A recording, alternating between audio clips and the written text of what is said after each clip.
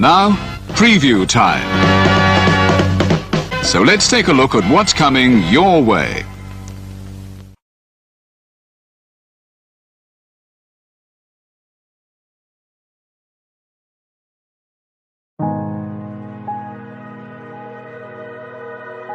Gary Hebert, the man, the myth, the legend.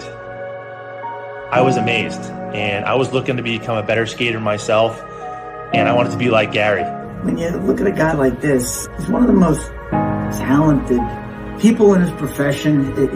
He's been given gifts by God. It can get frustrating at times when you're trying things that, that maybe don't come as quickly to you as other things. And, you never really felt that sense of frustration with Gary. It was always about improvement and positive reinforcement. Was it really the end? Was that head injury really the end? God has called Gary to continue to be a blessing to others and to be a passionate example. My name is Gary Hebert, and this is the World Academy of Hockey, otherwise known as the Inside Edge. I would recommend anybody that have a chance to come to his hockey school. I think it'd be well worth it. It'd be rewarding to all the kids and anyone coaches, from whether it's an adult, a professional player, to a little kid like a Mike or a Squirt. Gary, from day one, has been instrumental to my hockey career. I started out as a potential Division III player, and Gary brought me single-handedly through high school and into a top Division I prospect. I owe it all to Gary, the biggest legend on and off ice there's ever been. Listen, watch, learn, be confident, and have faith. Those are the answers I was brought to. Yet, I only now am really learning how truly important those 5 things are. Through preparation, through appropriate thoughtfulness and thinking, we can learn to untie the typical knots between our ears that drive us into underachievement and underperformance. And on the whole, we can learn, I think, to fulfill our God-given potential. Gary has the innate ability to make people not only better players, but better people. The life lessons they learn from Gary are incredible. I can always remember leaving that rink knowing as a player I got better, or I had something to improve on to get better. And I think that's what you excelled on as a coach, is giving us the knowledge to know what we needed to do to get better. There's coaches who know the game, but can you communicate and create passion in your kids and in your players? And Gary's able to do that. Gary's got great knowledge and the great hands, but more importantly, his ability to connect with people and care for them. His communication skills, to me, really stand out and separate him, and that's why he's one of the best, in the world. Gary's a legend. He's a special, special man.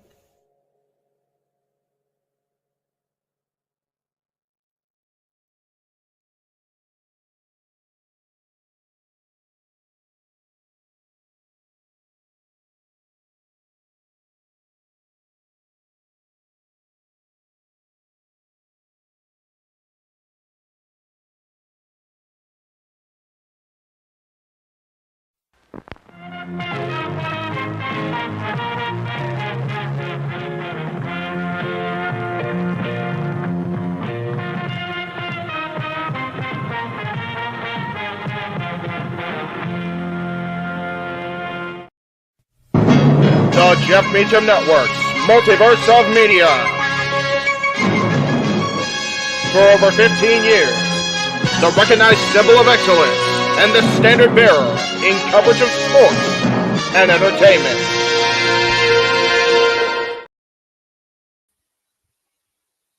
Welcome once again, everybody, to another JMN Network Multiverse Media Live watch the event, as tonight, Friday, is Under Siege from TNA Wrestling, Albany, New York, Armory, as we bring you our coverage tonight of the latest monthly special here from Total Nonstop Action Wrestling. Welcome, everybody, once again to JMN Network. Good to see you all. You know what I am. I am the simple man of the simple brand, the voice of the JMN forever, great professional wrestling, damn it. And my name is Noah Foster. A lot better than yesterday evening. For those that are wondering about city predicting, I was dealing with a sinus headache, and I basically passed out worse than a juggernaut driver at 8:30. So we're going to do our pre-game predictions here. Figure everybody that's out there in the chat that are tuning in live across all of our channels, please like, share, subscribe, comment, and tell a friend. And if you want to dictate the conversation, donate to Dictator Casting Studios or fill up the tier, the Multiverse Media Super Chat. As simple as that. As always, I am never truly alone. Tonight, I have Mr. Reliable. You have Simply Reliable for the time being as we get ready for our countdown here at Under Siege. YouTube, of course, y'all can watch this via TNA Plus membership or being a member, of course, as an Ultimate Insider once it goes live, 8 p.m. Eastern Standard Time across the world, but across all TNA social media platforms. It's free to engage with us along with the countdown, which I currently have up here on my YouTube, and I'm sure our producer will take care of our feed via Discord. That being said, Walter, here we go once again, man. Seems like Super Reliable is slowly coming to fruition. How you feeling tonight about TNA Under Siege? It's good to see you. It's good to see you too. Yeah, I'm feeling good. The universe and fate just works in mysterious ways. I think Simply Reliable is gonna be a thing because somehow it just keeps happening. Like things get twisted and then boom, here we are. Like, but I take my nickname, I take that moniker serious. So I always try to be reliable for whatever the Jeff Meacham network needs. So I'm here, but I'm feeling good about it. I say 8 out of 10. Yeah, that's fair, considering we got literally, I believe, 10 matches, and also the full-blooded Titans will be in action. In fact, they will be in action tonight on the countdown to Under Siege. And, of course, tonight we have Heavyweight Grudge Fest with Jake Something versus Alex Hammerstone. We have the System being opposed by the Summit of Speedball Mountain and Broken Matt Hardy. We have the X-Division Championship on live. Mustafa Ali will defend the prize against the inevitable Ace Austin, former X-Division champion in his own right. We will see in Joe Hendry, what we believe, as he will be in singles action, taking on one of the Rascals in Zachary Wentz. And we also have a clash of Beauty and the Beast, if you want to call it that, in mixed tag team action, as we have the Juggernaut Jordynne Grace, title on side PCO to take on, what the heck, Steph Delander and Khan, and so much more. It's quite a stat variety card. Will we get new Knockouts tag team champions again? Will Alisha Edwards finally get her first title accolade in her TNA career? Will the System own everything? That and so much more ahead as we get ready for TNA Under Siege. So, yeah. Safety, good to see you in the chat. Want to give a shout out, of course, to the man who's named the marquee, Jeff, mother from Meacham, as he, of course, takes care of other matters. And, of course, the Renegade Wrestling, JJ Williams. Of course, our weekend is just getting started. Still so much more ahead. We got Backlash tomorrow. We got Jeopardy with Open Game Night, another Open Mic Night with our Saturday Night Shenanigans. So, that being said, why don't we go ahead and talk a little bit more about these matches that really kind of headline things. And if you all want to get a better idea about Under Siege, go check out their preview little video, 8 minutes long, on TNA Wrestling's YouTube channel. And shout out to Sam Laterna, who's also given her own preview and coverage to the night's events for TNA Wrestling for TNA Under Siege. So let's go ahead and talk about what's on the countdown here. The full-blooded ties. Of course, we know the vet himself, Guido. He's alongside the reality, Zach Clayton. And, of course, we saw his other confidant in tag team action. I'm not necessarily sure what to expect here, but I don't know. Should we just say forget about it, or what's your take on this, man? Yeah. You and I said it before in another stream. Like, it's 2024, and little Guido's still being booked and stuff. It's amazing. Like, do you really want to go against the full-blooded Italian? It's more my heart just wants them to win this match. I think I'm just going based purely on emotions and hoping that they pull this out. But it's just great to see him still being booked in 2024. Some people are timeless, truly. Oh my gosh. I'm very curious to see again who Ray Jazz, Zach Clayton, and little Guido will be taking on here in the countdown. We have no idea whether it's singles, tags, or trios. So we'll see what happened here. Also on the countdown, we have one half of Decay, former TNA Knockouts with Tag Team Champions, former Knockout World Champion in Havoc. We're going to wreak havoc upon Ash by Elegance. That Ash makes her presence known in ring this time. And I'm sure our concierge will talk over us, and I'm going to tell him to shut the F up. I hate that guy.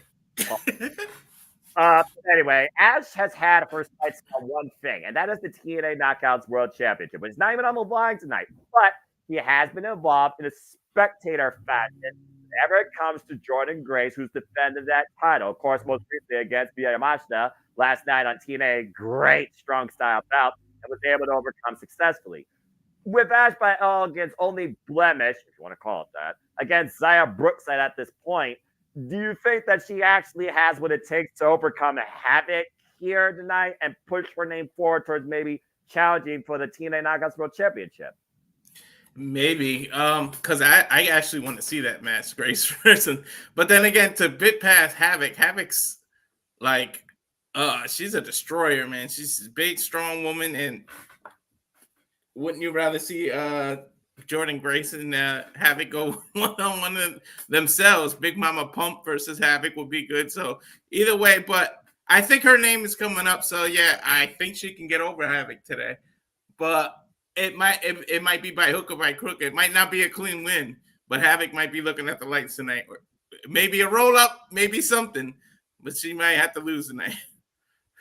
It's one of those things, though, where, again, the Juggernaut is literally bombarding everybody in and out of TNA. But to your point in this run, she has not faced Jessica Havoc, and Jessica Havoc is a former TNA Knockouts World Champion. So I'm very curious to see what Ash tries to pull out this time instead of some cheap cosmetic jewelry to try and overcome the more experienced, the more resume strong, and obviously the more dangerous opponent. And thank you, producer man, for that. As again, folks, that will be on the countdown. Also, I'm sure Cheap Wine will be involved because that's the only way she beats Zaya Brookside. But Zaya got her revenge, which I'm very happy to see. So again, it's one of those things where at the end of the day, you need to build strong single contenders for the richest prize in TNA's Knockouts division, the Knockouts World Championship. And neither of these women at this point have had a chance at that title. In fact, ironically enough, it was last year that Jessica Havoc faced off against, I believe it was Tasha. No, it was the year before. I'm sorry, 2022. It was Jessica Havoc who took on Tasha Steelz for the TNA Knockouts World Championship.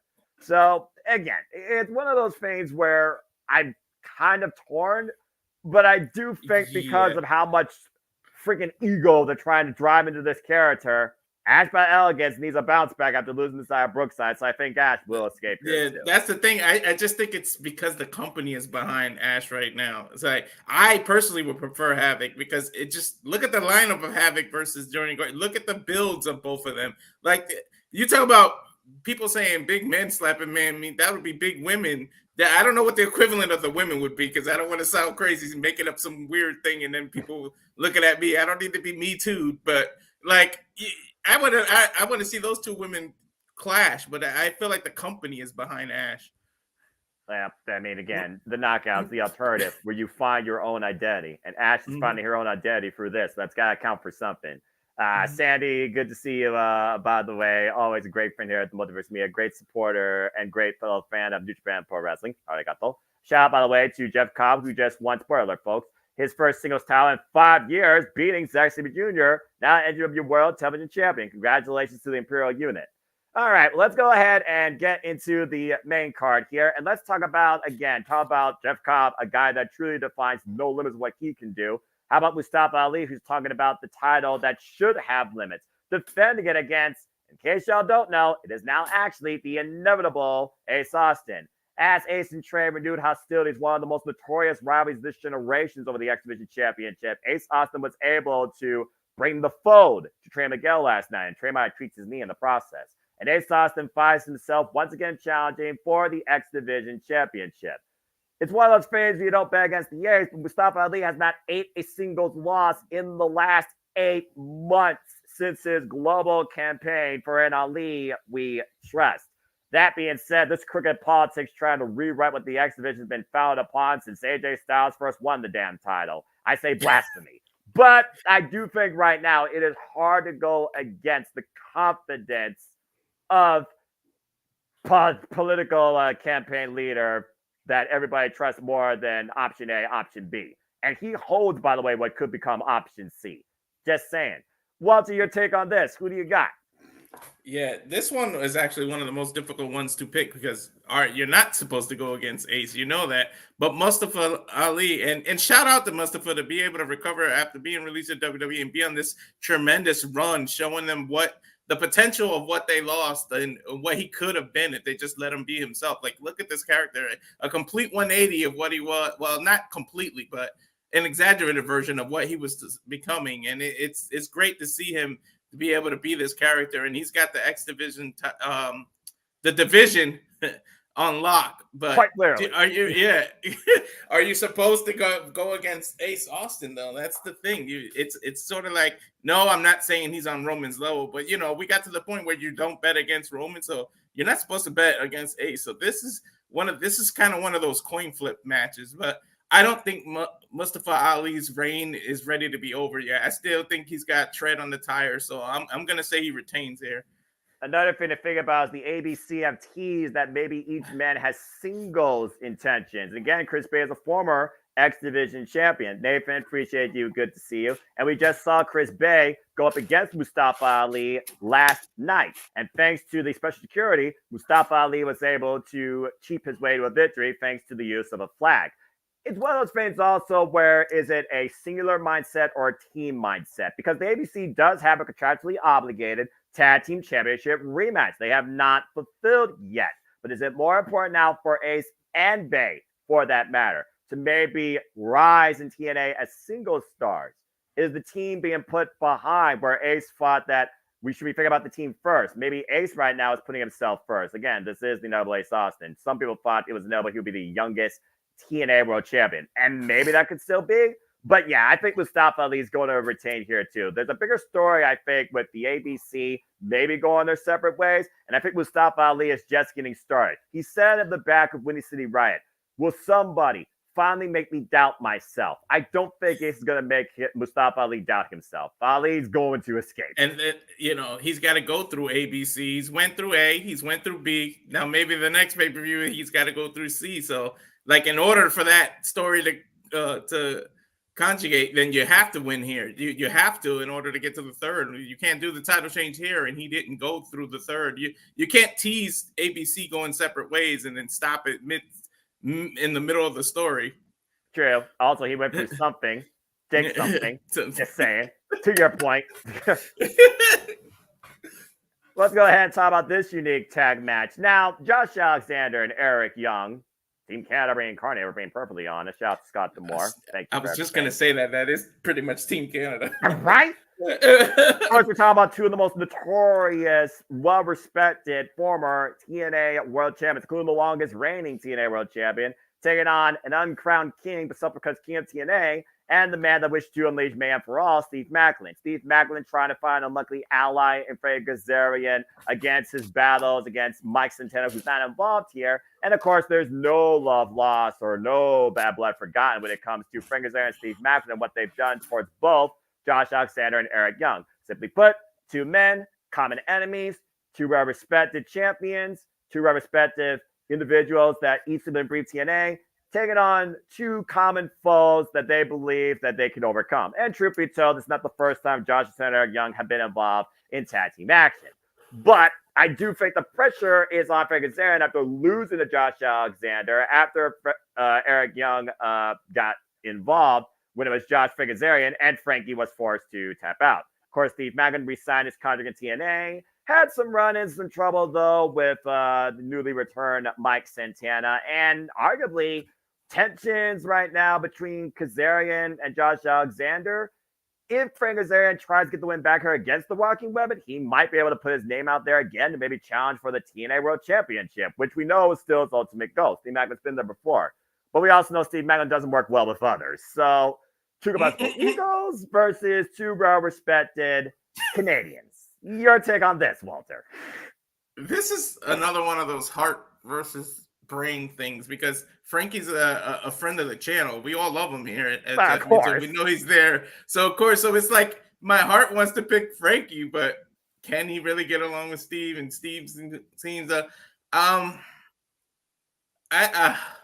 don't want Josh and Eric Young to win, but logically speaking, and we all know wrestling and logic don't go together. It doesn't belong in the same sentence, but you got to give the win to Josh and Eric. It just makes more sense in the long run. They have the team experience, but can they really pull this on? So can they really pull this out? I should say this one's kind of, I was tossing back and forth in my head with this one.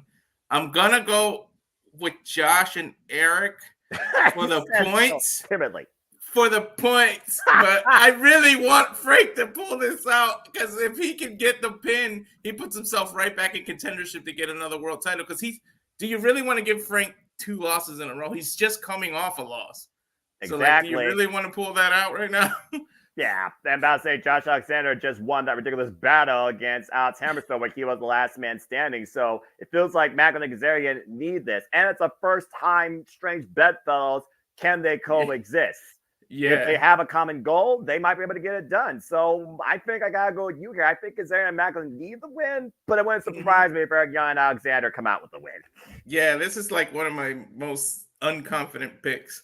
Well, how confident are you in the TNA Knockouts tag team division? And do you trust the system? And can a likely ally against a common enemy get the job done? As it's Alisha Edwards and Masha Slamovich taking on Spitfire, Dani Luna, and Jody Fred. We saw last night how effective Masha Slamovich was after she freaking knocked the head off Dani Luna and snowplowed her and allowed Alisha Edwards to pick up the pinfall win. Now, again, you talk about logic in wrestling. Usually the team going in with the momentum dictates they're going to lose.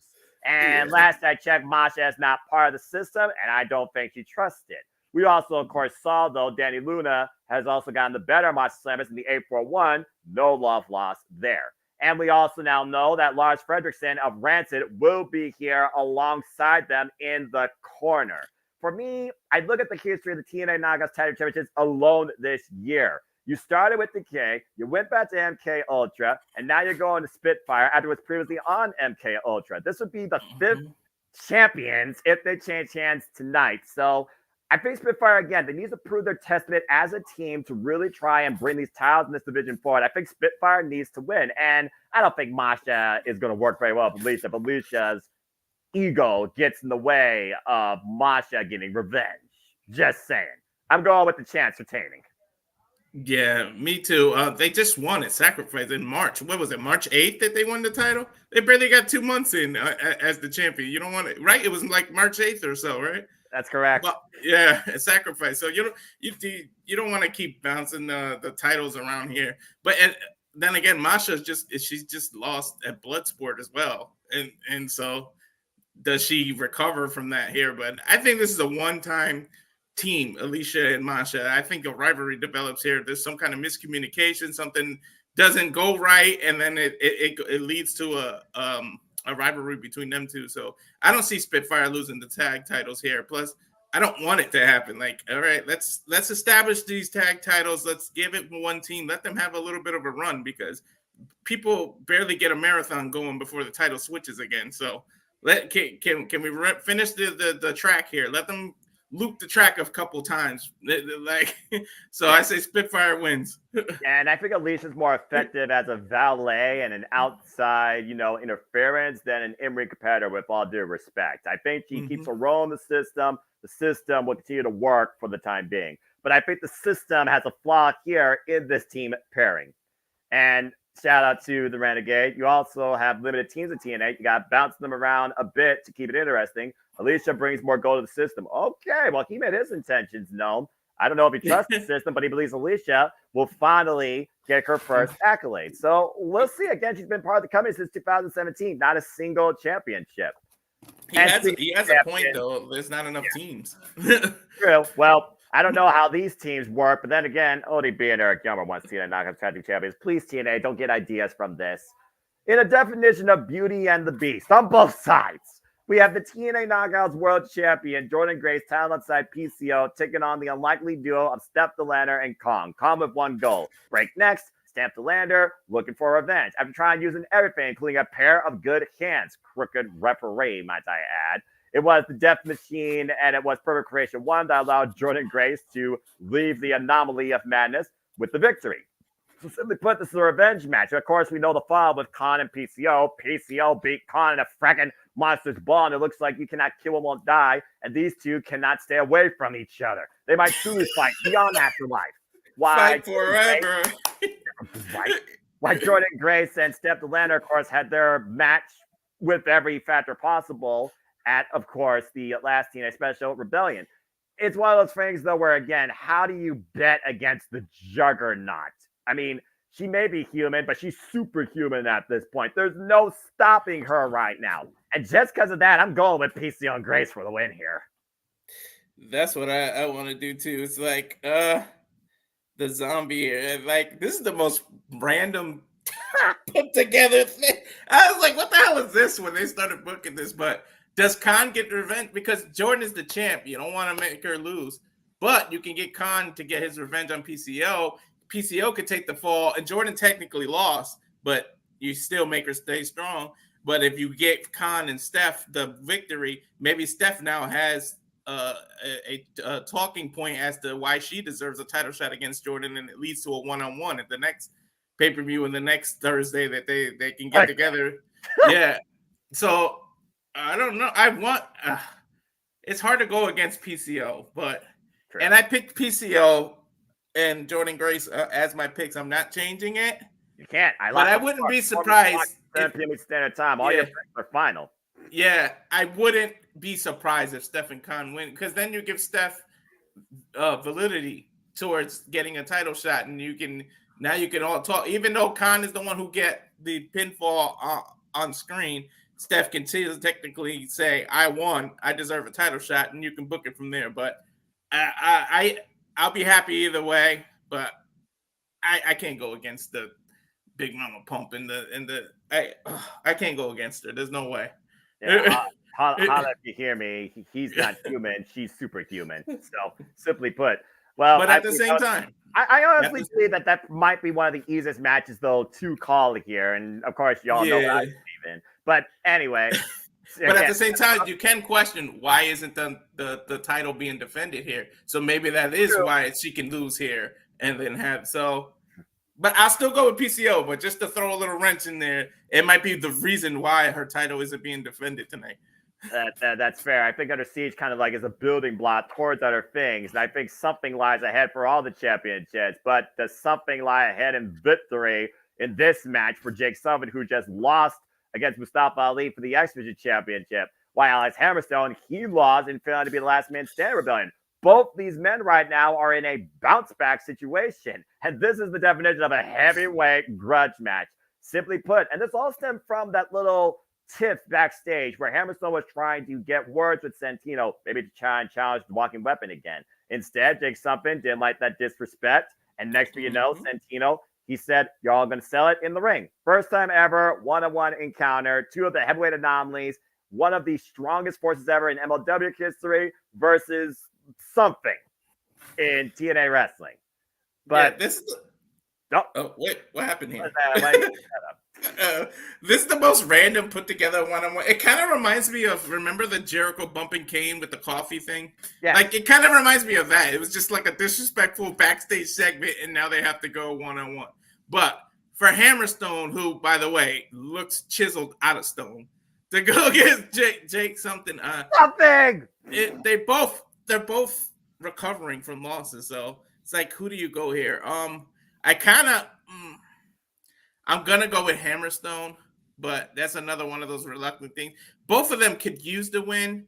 I feel like they can build something off of Hammerstone, and if he can recover from that last loss, because they both kind of need this, right? So it's just a back and forth. But Hammerstone didn't mean disrespect back there, and Jake just took it like that. So exactly, it's like Hammerstone could just be like, dude, it wasn't even meant to be like that. But since you want to be starting something, see what I did there? Yeah, I'll finish it. But someone has to finish it, right? Yeah.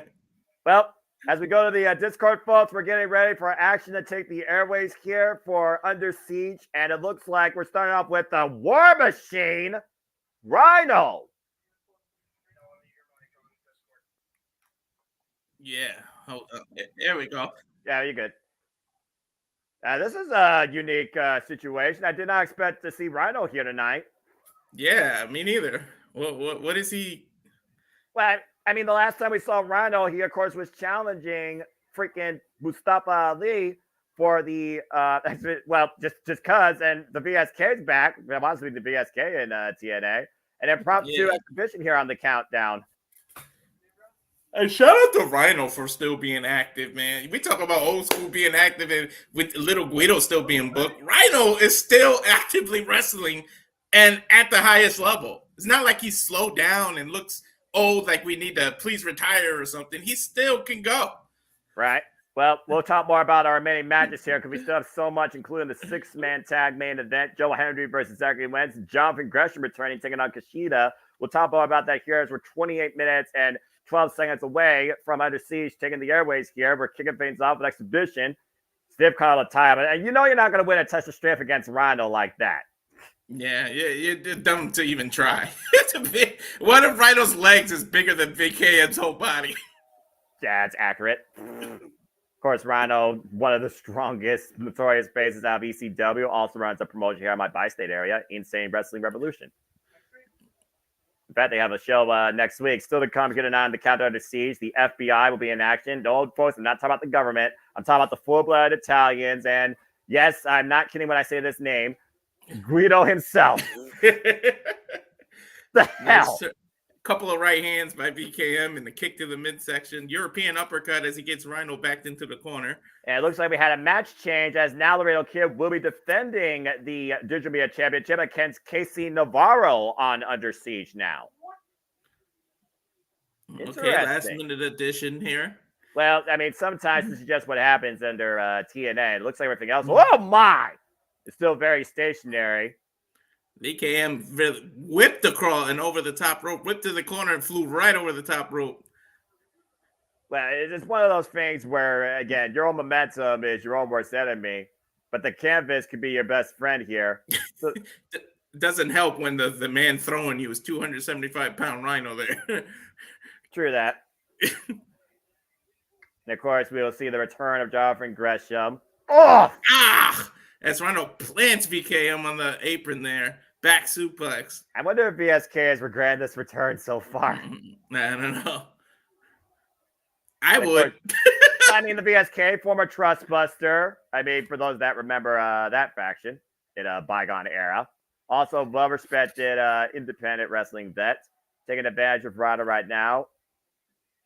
And, of course, everybody trying to make a name for themselves in the new era of TNA as we get close to the Slammiversary. Ooh. VSK channeling Eddie Guerrero with the sunset flip over from the apron to the inside.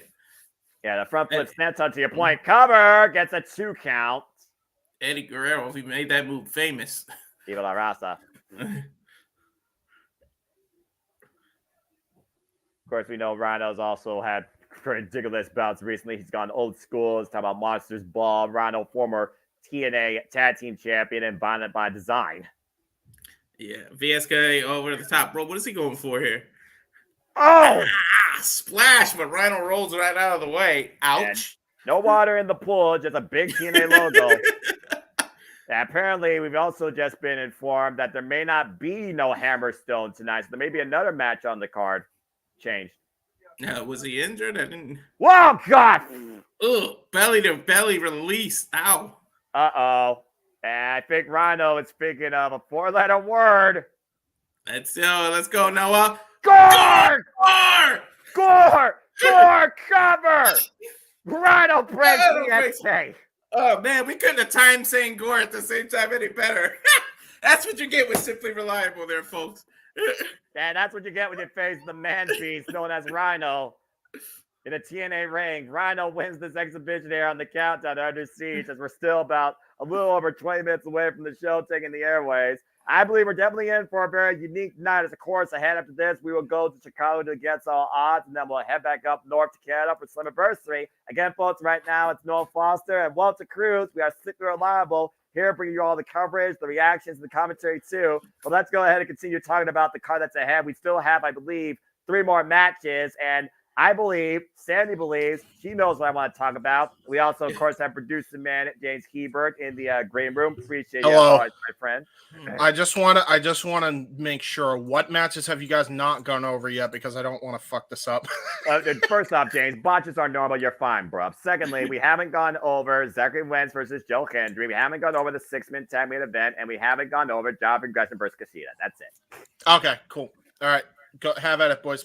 Say his name and He appears. I believe in Joe Hendry. No, wait. JJ now believes in Joe Hendry. Do you believe?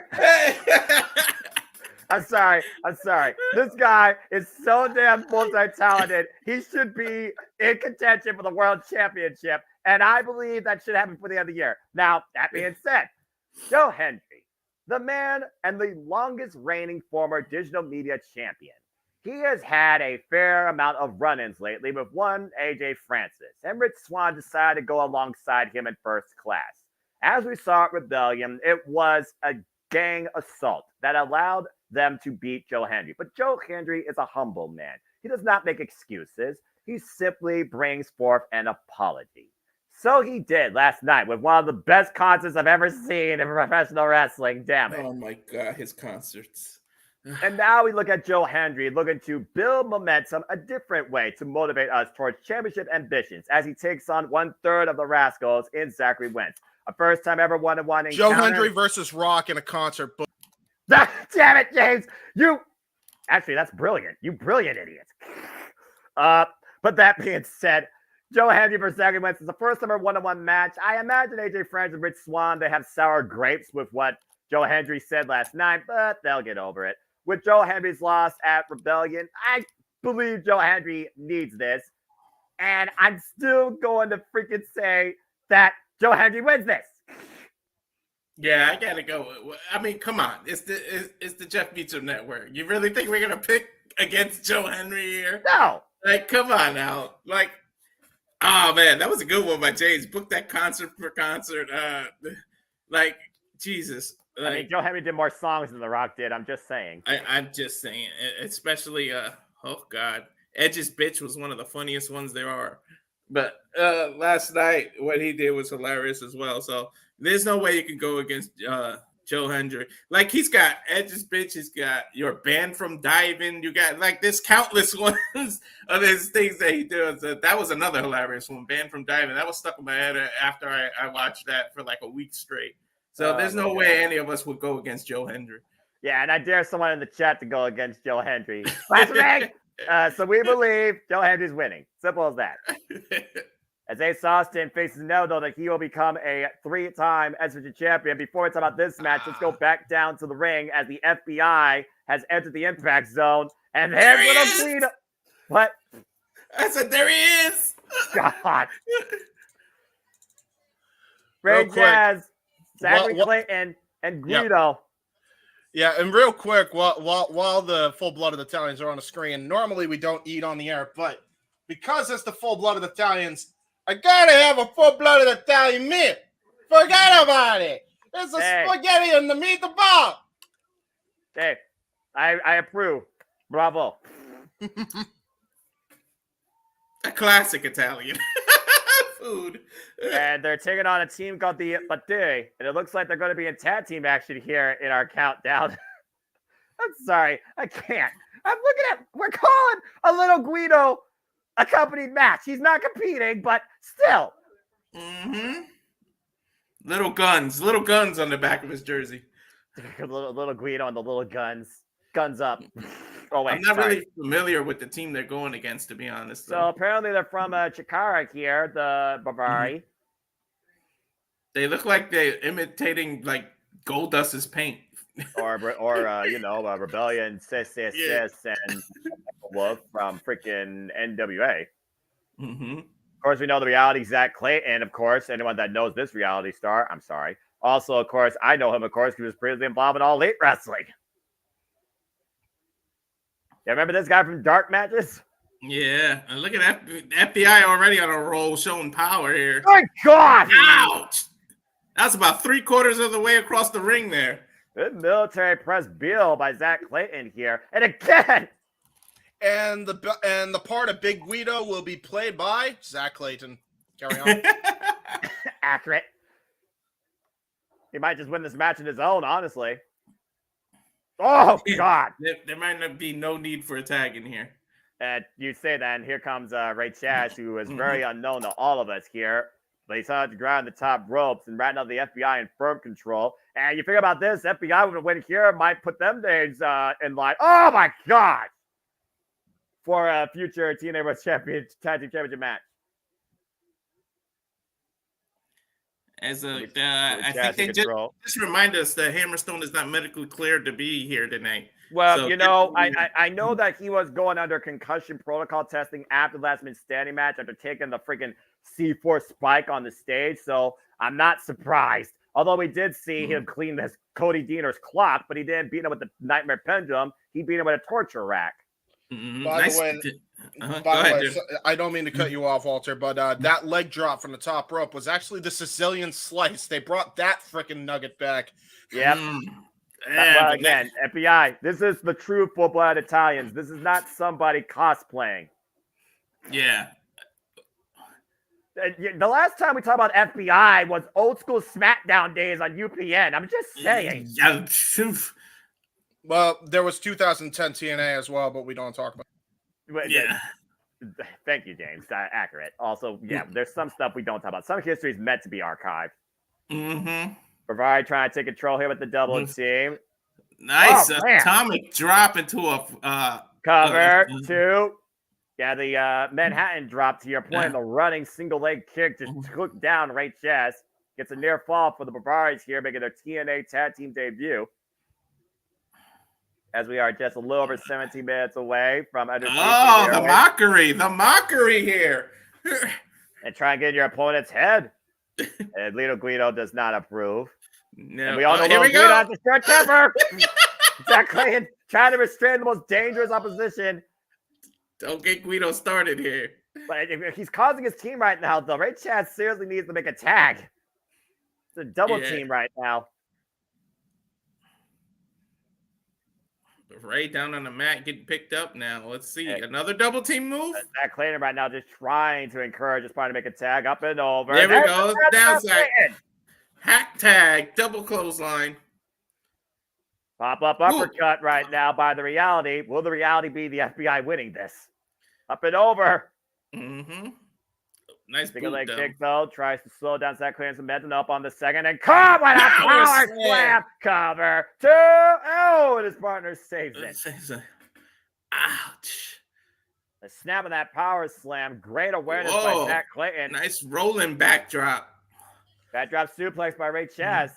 Dude, FBI coming back is the best thing to ever happen to Zach Clayton. This team fucking rules. We got an outside spectator here that is very high on Zach Clayton, and that net breaker right there might be the last note needed for Ray Chaz. I think that might have been mistimed a little if you look at the way he hit it. But this was a forget about the top rope elbow drop. Cover. 1, 2, FBI 3. the win.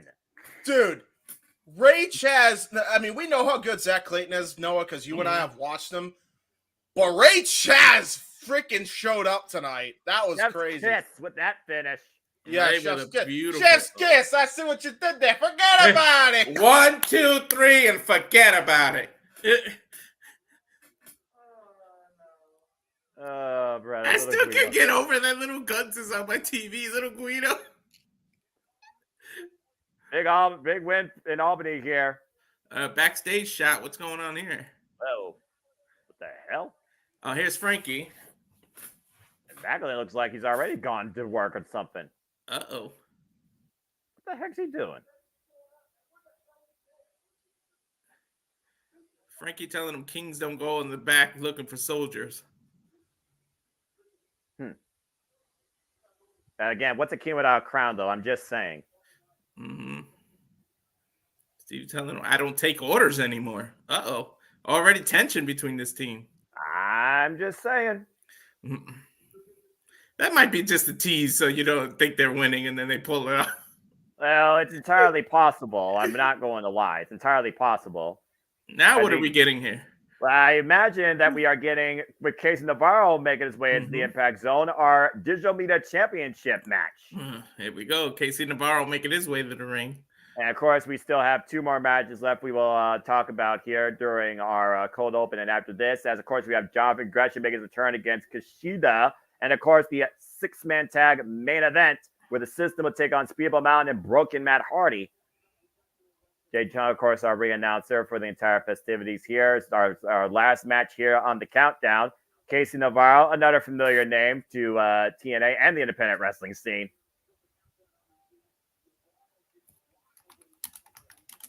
This is going to be good right here. Of course, Laredo Kid was able to overcome the madness that is Crazy Steve and win his first accolade in TNA, our new digital media champion. Oh, man, Botcha belt falls off as he is trying to... Nice catch, though. Nice recovery. Nice recovery. That's all that matters. He caught it. That's all that counts. This will be, of course, his first defense after beating Crazy Steve, ironically enough, on the countdown at Rebellion. Of course, you can relive Rebellion anytime here in the archives, called by us here at the different Multiverse of Media. Great pay-per-view. And, of course, the Digital Media Championship is a title that truly is defended across the internet, across all comers, across all companies. It's literally why they call it the Digital Media. Of course, Joe Hampton, the most notorious Digital Media champion in the Digital Media titles history, longest reigning. The inaugural champion actually was Jordynne Grace. Mm-hmm. As, of course, now we know Rich Swann is now scheduled to face Jake Summon after originally it was going to be Rich Swann versus Laredo Kid, but due to the non-medical clearance of Hammerstone, that match has been changed. And right now we see great wrist control here by Casey Navarro, but great escape by Laredo Kid with the deep arm drag, creating separation. Now the trip up, lateral press to the 1 count. The speed right now. It's going to be a speed contest nearly going. I guarantee you that. Doesn't need the clothesline. Both maybe a drop kick and a stalemate here in the early exchange. Well done so far. Nice standoff. Just under 12 minutes away from TNA Under Siege, ticking the airways here. And figure everybody that's tuning in will be here for the whole night, focusing strictly on TNA. And if you can, please remain hashtag spoiler free for all the forms of sports professional wrestling, including SmackDown, even though it is pre-taped. Because there are others that actually will see it live.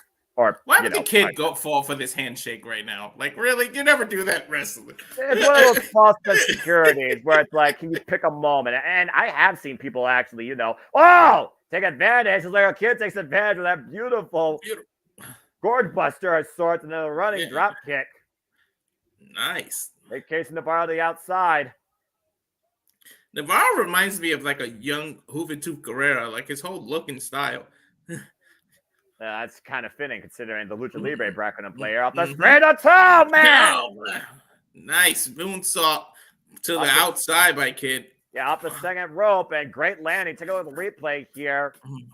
Great height and landed on his feet first, able to roll through, avoid much less physical impact.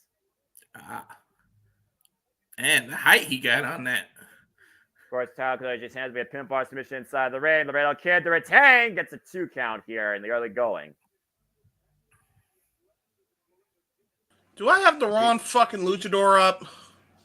You got Rich Swann up there. Again, James, don't worry about it. It's a match change because Alex Hammerstone wasn't cleared. It's an impromptu match, my friend. You're fine, bro. Oh, okay. So, well, I'll just take the graphic off since both competitors are not up to date. Never mind. Well, again, when cards subject to change. This is professional wrestling. Damn it. Yes, there's a reason that they have that disclaimer on every card. Exactly. Casey Navarro, though, able to skip out of the corner, falls in with the uppercut. Nice forearm shot by Navarro. Snapmare with the net breaker, falls in, looking for the double stomp. Real Kid able to scout it. Both these men trying to pick up speed, up and over, lands on his feet. And right now, Navarro, Navarro with an Andrade imitation here. Tranquilo, no tranquilo. He catches the Real Kid, drop toe hold to your point, hung across the second rope, now up and over. Whoa, the Real Kid able to scout that. Shoulder block, though. And once again, Casey Navarro. Whoa, a little bit of a trip up there. A little bit of a slip.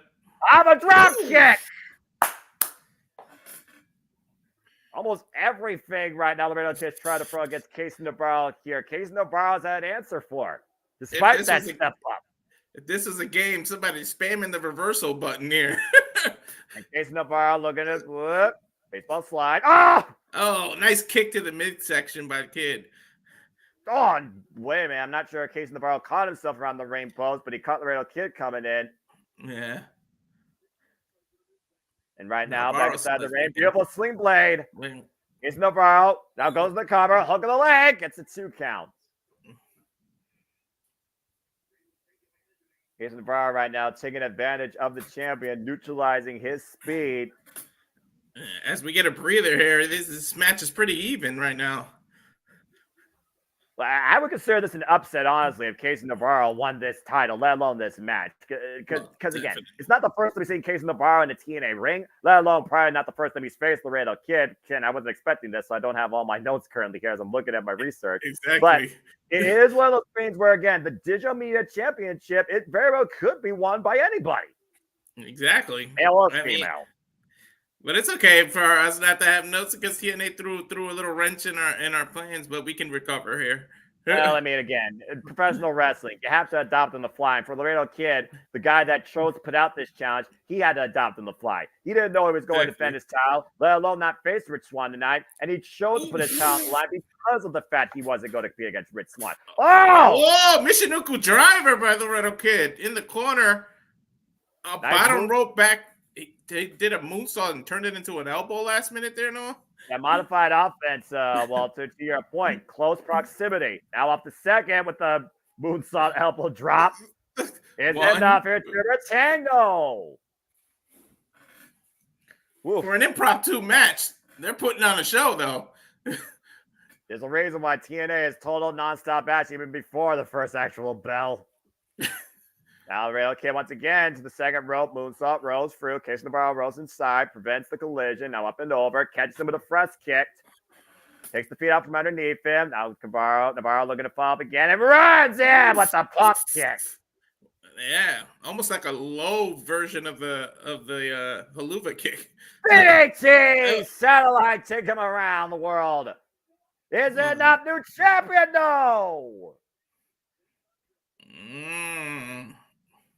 Last moment kick out. Yeah, that was right on the point of the skull, too, even with that match. Casey Navarro with his best chance yet to become Digital Media Champion. That looked more like a kick out based on instinct rather than power. Casey Navarro, though, looking to go to the high-risk district here. Go for broke. We're less than 10 minutes away, channeling some Latino heat. It's 2024. Everything's high rent, but he's going to the high rent district. Accurate. I'm trying to be political, but you're accurate. Loretto meeting him at the top rope here. It's Spanish fly off the top. Good Lord, cover to retain Loretto Kid. It's over. Wow, what a Spanish fly. That wasn't a Spanish fly, boys. That was a Yazuna drop, baby. That's what that fucking was. And I love it. Man, the height they both caught during that. That was great. I don't know whether they, well, to your point, they call it the Riddle drop, but it's very well put, James. Take a look again. God. And right in the center, nowhere near the ropes, no foot in the ropes. You can't do anything but get beat there. That's phenomenal. The Riddle fly, they call it, guys. That's his finisher. That's the way he won the championship. It's a great finish. Beautiful finish. They might as well call it El Vuelo de Laredo. Spanish, Laredo's fly. You can say it in Spanish and it actually rhymes. Well, you can call it that while they don't have Spanish commentary. Congratulations to Laredo Kid. Great action ahead here. Before we go live across the airways with Under Siege, as we got two more matches to talk about. Let's go ahead and talk about them real quick. We know which ones are they? So let's go ahead and talk about Jonathan Gresham returning. The Octopus with a new shade of black ink, it seems, a sinister nature, wearing a whole different proverbial mask, it sounds like. Going one-on-one against Kushida. This guy that was once the foundation. Literally a demonstration of pure professional wrestling. Kind of lost his way and didn't know how to come back. But we've seen these vignettes where it almost feels like he's done wearing that mask. And yet he's going back to that nature. A whole different side of the Octopus. I'm not really sure what to make of this. What I do know is we got two of the most technically sound professional wrestlers on the planet about to clash one-on-one. But again, Gresham, it's his return. Kushida, he's now on his own because the time machine is no more because the motion machine goes no longer part of TNA. So it's one of those things where I'm curious what we get out of Gresham tonight versus what we get out of the decision. But I do think the Octopus, if he still calls himself that, needs the win. Yeah, he definitely needs his man. But this is kind of a resurgence, a new dynamic to his character. So I think I went with Kushida on the pick, so it's locked. But here on the prediction, I'm gonna have to say Jonathan Gresham. It just makes more sense for him. It's a resurgence, a new direction of who he is. But I can see it going either way. But you're not gonna lose your first match back after you're changing your character here. And sometimes you need to go to the dark side. You need to go to a darker place to maybe find a resurgence in your career to make yourself even better. And we'll see if the Octopus, what lengths he's willing to go to tonight physically in the ring against somebody that knows how to take an arm. But how do you beat somebody where it looks like he could get you with 8 different arms? There's a reason why he's called the Octopus. Don't and take Octopus, and Octopus are known to survive any environment you put them on. They know how to thrive and survive. Yeah. Well, that being said, there's only one match on the top about as they are literally talking about here in our pre-cold opener. Let's go ahead and talk about the main event.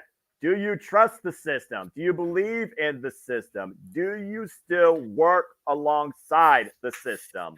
As the system is in trios action against Speedball Mountain and not Nick Nemeth after the destruction to his neck, but broken Matt Hardy, who stepped up to the plate and decided to take his place. Of course, broken Matt Hardy, of course, made his return known at Rebellion, dropping the TNA World Champion moves with a twist of fate. You gotta consider here that Matt Hardy is going to be looking to delete the system by any means necessary, starting with this trios match.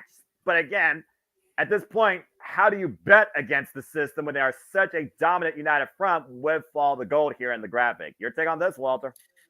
Yeah, you're not supposed. How do you bet against the system and Moose with its powerful title? But reluctantly, I think it was booked as a 6-man tag so that Matt Hardy and Speedball could get the win without making the champ look weak. So I don't think he's gonna take the fall here. But then if you give Matt or Speedball a title shot in the future, it actually makes sense because they won on this match. They could say they held a victory, even though they didn't pin Moose. They held a victory over the system and deserve a title shot. So I think somehow Matt Hardy and Speedball Mountain are going to pull it out. But I think it's simply to get to the future to get one of them a title shot. Yeah, and of course, we know that Speedball Mountain had an incredible tag team championship opportunity against the system at Rebellion, and they came up short. So to me, it feels like it's a must-win for Matt Hardy, lest his career and his return is already broken beyond what he is. So I'm very curious to see how this trios match pans out and who eats the fall, because I imagine you got to preserve the TNA World Championship more than anything else. So At this point, who eats the fall? Is it Brian Myers or is it Eddie Edwards? And Eddie Edwards, of course, came off that match against Nick Nemeth where, thanks to the system's help, he did get the win and the system neutralized the wanted man in the end. So I'm very curious to see if the system malfunctions and that allows the win for Matt Hardy and Speedball Mountain. I'm going with Speedball Mountain and Matt Hardy too. Something has to give. Something has to be broken. And eventually, I truly do believe that the system needs to be deleted. But until then, folks, as we get ready to go across the airways here, Under Siege, we're seconds away. Are you all ready to go tonight? Walter, are you ready to go tonight? I'm ready to go. As we can see, like, you're a tech guy. Maybe Matt Hardy can somehow hack the system and find a way. Well, TNA Under Siege, folks, is about to start right now. Let's get ready. This is going to be a fun night of professional wrestling. Damn it! Anyway. No digression. I don't digress. How dare you? Oh, my gosh. All right, let's go ahead and switch gears now, of course, to the actual live feed. If you go to TNA Wrestling's channel, folks, because it doesn't seamlessly switch, it will, of course, switch over here momentarily towards the cold opener for TNA Under Siege. And also, you, of course, watch this. You are a TNA Plus member. So enjoy the festivities tonight as we cover TNA Under Siege, which should be starting momentarily. Oh, this is going to be fun. Yeah, I can't wait. It hasn't switched yet, folks, so just give us a moment to get it takes a moment. Ding, ding, ding, ding, ding, ding, ding. Hey, by the way, folks, hey, since we did the little Jeopardy song, hey, we're going to have Star Wars Jeopardy video trivia in the style of Jeopardy. You should go check that out. That'll be on Saturday night. Woo! May the fourth be with us all. Yeah, ain't that the truth? I don't know how to get the banner down. Banner needs to go down. You just need to click it, James. You just need to click it. I just tried. Yeah, it was bad. Stop it. Okay. Oh, good Lord Almighty. All right. You got it? I got it. All right, very good. Again, folks, we're just waiting for our cold open to get underway here. There might be a momentary delay because, again, I don't think the new management knows jack diddly what they're doing, which, again. So now we're just waiting. Oh. Well, while we wait, we'd like to remind you that if you want to be acknowledged on screen by we may show your screen, but we may not address anything. But if you super chat it, it's as simple as that. Then we can address what you have to say. You could super chat to Walter's point. You could super chat it on Greg Cherry's channel, JJ's channel, and Jeff Meacham's channel. So be on the lookout for that. All right, we're finally getting a feed, so I will remove myself, and you have a good call, gentlemen. Sounds good, man. As we're getting a system promo here. Well, again, the system has ran at TNA since the new era began after Moose beat Alex Shelley back at Hard to Kill. And, of course, we saw Brian Myers and Eddie Edwards claim the TNA World Tag Team Championships against the ABC, and the system's been unopposed since in their death grip on TNA. Yeah, the system is definitely well established here, so we got to see if Hardy and the rest of them can break the system, as Matt Hardy is known to be broken. Well, I know one thing's for sure: we're in Albany, New York, which means we're in an Empire State of Mind as TNA Under Siege has finally arrived. Welcome everybody to the show, and welcome everybody inside the Impact Zone, and welcome another event here at WNRX Live Watch All Events in Multiverse Media hashtag 2024 We Gonna Die schedule. This is TNA Wrestling, and this is Under Siege. Noah Foster here alongside Mr. Reliable Walter Cruz, Reliable here tonight with you folks, bringing the commentary action for TNA Wrestling for the first time ever. Anybody out there who's watching along the chat, hope you appreciate what we bring you and our coverage, reactions, commentary. Please like, subscribe, comment, and tell a friend. And to your point, Sandy, great title defense by Nick Nemeth for the IWGP Global Heavyweight Championship against Hiroshi Tanahashi at Dontaku this morning. But tonight, it very well may be mayhem for all as we kick things off with tag team action. Here comes Steve Macklin. And how much does the backstage entrance that we saw during the pre-show while we were doing the cold warm-up, how much is that backstage segment and them not getting along going to play in this match? Yeah, and again, you heard what Steve Macklin said, though. He was handling business. What business was Macklin handling? Was he trying to neutralize one of the two opponents? Was he trying to find other allies in this war? Or maybe was he trying to finally get revenge against somebody he thinks that could be an outside ally to the opposition in Mike Santana? Again, it was Steve Macklin who signed back with TNA at Rebellion with Mike Santana return, and he lost to the man. As we get Frank Kazarian, friend of the channel, and it's good to still see him being active. Of course, this guy's giving us every reason now to hate him, and of course has a win over Eric Young in Full Metal Mayhem from Rebellion. He may be a heel on TV, but he's never a heel to us. But again, it was Macklin that went to Kazarian to ask for his aid in this. It wasn't like Kazarian asked for anything from Steve Macklin. Kazarian has literally been nothing but a lone rebel. But this lone rebel has had a bit of a different journey that has not culminated in the TNA World title, unlike Macklin, who's been there. Yeah, and Macklin asking, so could this be a case of be careful what you wish for?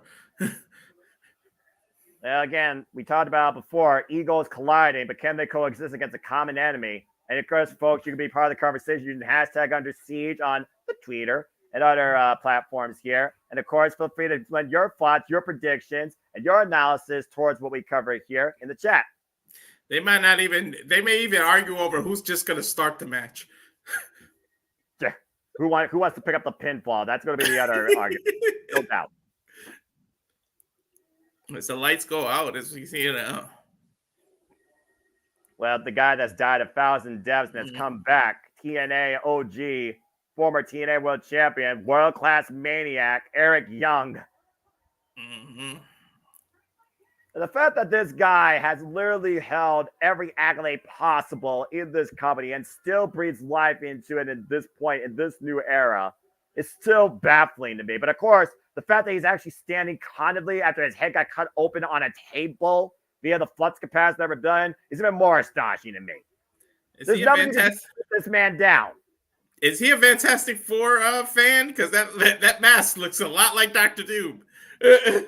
Well, I mean, he might want to bring Doom to Frank Kazarian as he looked to basically channel the past to preserve himself in the present and destroy Kazarian's future. And he failed at that. But he did get some revenge against Kazarian, as we saw, helping Josh Alexander beat the self-proclaimed king of TNA. And you do see that damaged ear, by the way, that was severed. And I gotta wonder if Kazarian is going to exploit that tonight. He might. I mean, I certainly would. That'd be a good strategy. You never walking into any match injured just throws a big X, and I don't mean the X division, but it throws an X right on you. It throws a big target on your back. How about targets? How about this guy being probably prime target in the entire TNA roster? The longest reigning TNA World Champion, Josh Alexander. Mm-hmm. Alexander, of course, who was also successful, though, not only at Rebellion, as I talked about, against Alex Hammerstone, who was not medically cleared. What does that say about the conditioning of the walking weapon? But, of course, again, Mayfair Kazarian tapped out. And also, in his return from injury, beat Steve Macklin. Yeah, so he already holds a victory over Steve. So it'd be interesting to see what goes on during this match.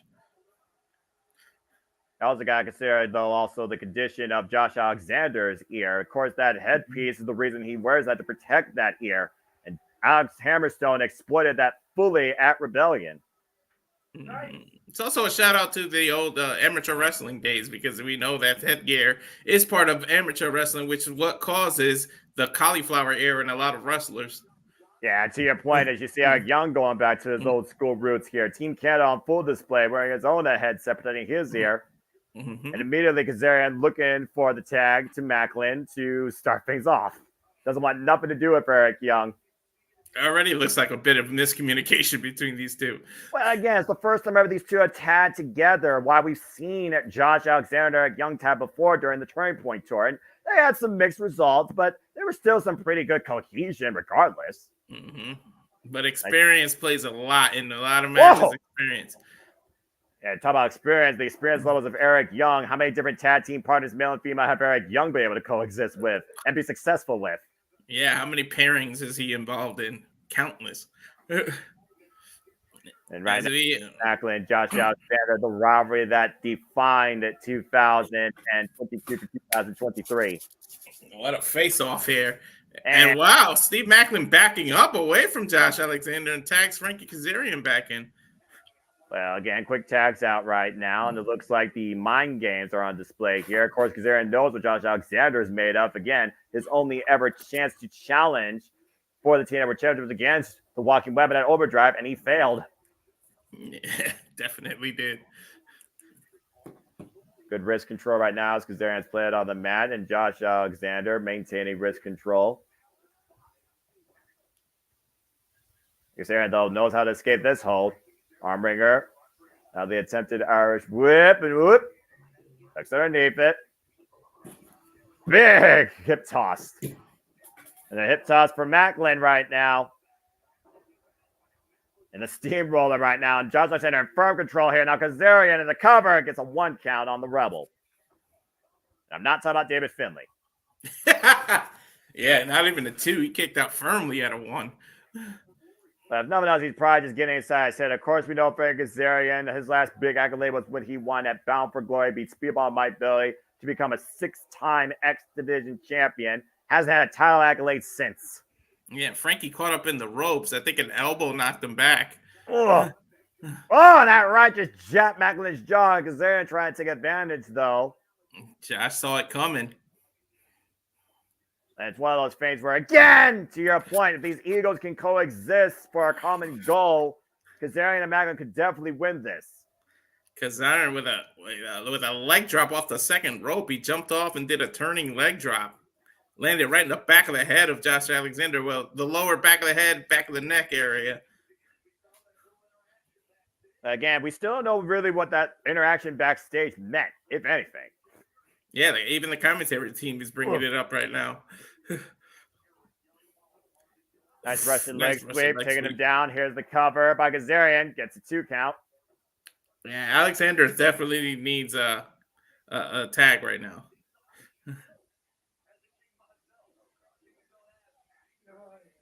And right now,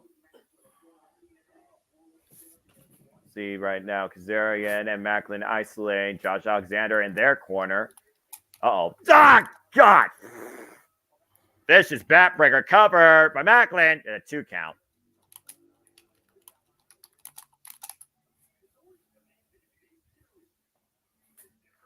I can finally put away the phone now. Oof. Yeah. See Macklin right now working the back of Kazarian with a backstabber follow-up to Josh Alexander. A backstabber out of the corner. Wow. Again, you neutralize the back. You neutralize a lot of the upper power of the walking weapon. And I do wonder, again, the conditioning of Josh Alexander since the last man standing match. Again, to your point, we're only a couple weeks removed from that war at Rebellion.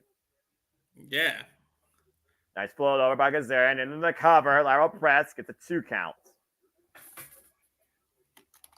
And Kazarian, of course, betrayed Eric Young earlier this year in the new era of TNA, saying that Eric Young has done nothing for him, and it's all about him, and he's the reason that TNA is back, and we should be thanking him. But instead, I'm going to give you every reason now to hate me. It's one of those things, though, also, where at the end of the day, it's lonely at the top. If you don't want to be number one, then why are you in this business? Kazarian, he's always had that proverbial chip on his shoulder because he never got there. Oh! The only man in this match, by the way, that hasn't got there, which is kind of ironic. Zarin right now explaining the left ankle of Josh Alexander. Yeah, isn't that kind of funny? Eric Young, Josh Alexander, Steve Macklin are all former TNA World Champions because Zarin has never held that title. Which is a damn shame. But one of the greatest X Division champions they were. And again, folks, technical difficulties aside, at least we're not dealing with Mother Nature tonight like we were doing in Windsor, Ontario, Canada. Yes. Yeah, it's one of those things where at the end of the day, the internet's always going to be your worst enemy. And knife-edge shots by Alexander, those might be the worst enemy for Macklin. Macklin taking it, though. The Punisher himself, former military veteran, drops the knee into the lower spine of the walking weapon.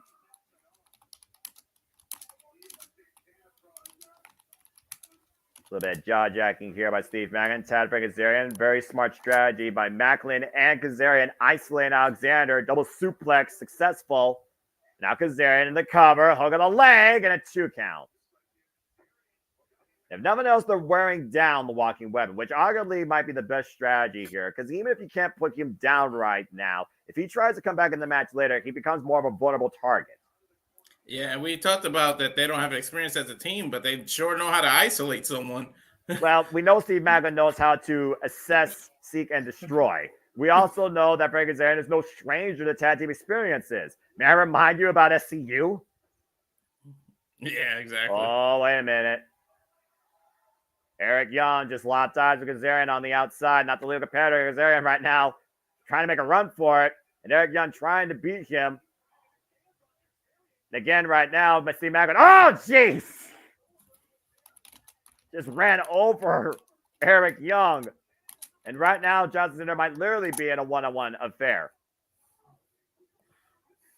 You wonder if that was just planned or if that was just pure awareness. Irish whip to Kazarian. Back elbow strike, though, hits Josh Alexander. Falls in. Great float between the ropes. Kazarian now up to the top in the corner with something bigger. Alexander, though. Oh, God! Belly to belly off the top rope. A pinnacle moment right now for Josh Alexander to make a desperate tag. Yeah, we need a desperate hot tag here. Actually, both men need to do a tag right now. Yeah, take a look at this overhead belly to your point, though. He's saying Kazarian flying. Tad to Macklin. Tad to Eric Young. Two former TNA World Champions finally squaring off here.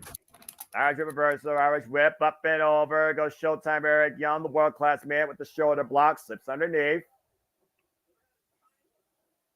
And again, we talked about before, the man that will die 1,000 deaths and still come back. Oh!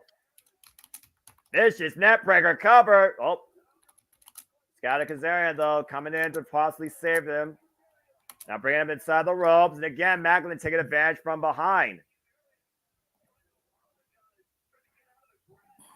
And again, thank you everybody that's tuning in as we do this for all the biggest shows across WWE, NXT, Ring of Honor, AEW, TNA, and NJPW, and the suplex machine has been engaged. Oh, dude, I was almost said release suplex, but he kept holding on to the German. Oh, turned a full Nelson that time for a third, despite Macklin trying to fight back. Mm-hmm. Josh going after Frankie. Now Frank, jumping leg drop from the outside. Yep, guillotine leg drop, and that slingshot DDT. But Eric Young, though, comes with the neck breaker. And now Macklin hooks up Eric Young. Eric able to scout it, though. Now hooking up Macklin. Takes him down with the power slam. It might be looking for that top rope elbow drop. Oh, wait a minute. Oh! Oh, Frank saying no go and knocking him off the top rope in the tree of woe position. Eric Young and the crosshairs. Oh, he just spared him in the corner while he was in the tree of woe position. Look up the far leg and an air fall. Yeah, that spear to your point in the tree of woe position, caught in the crosshairs, gets the near fall on Eric Young. Great hook of the far leg by Steve Macklin. Breaking EY in half. And please be sure to tell everybody about this, Neon, and thank you again for your appreciation of this. Of course, we'll engage in the chat as super chats come in and also between lulls of matches and intermissions, because again, you all make this possible. We do this all for you, for it's not about us, it's about professional wrestling. And all of you. Thank you. Everybody on the top rope here. I sense disaster. Yeah. Alexander right now fended off, but Steve Macklin with the front face lock. Alexander, though, in the basement. Now hooking up Steve Macklin. Oh, God! Oh! Powerbomb position into a backbreaker over the knee for a 2 count. To your point. Golly, take a look at this.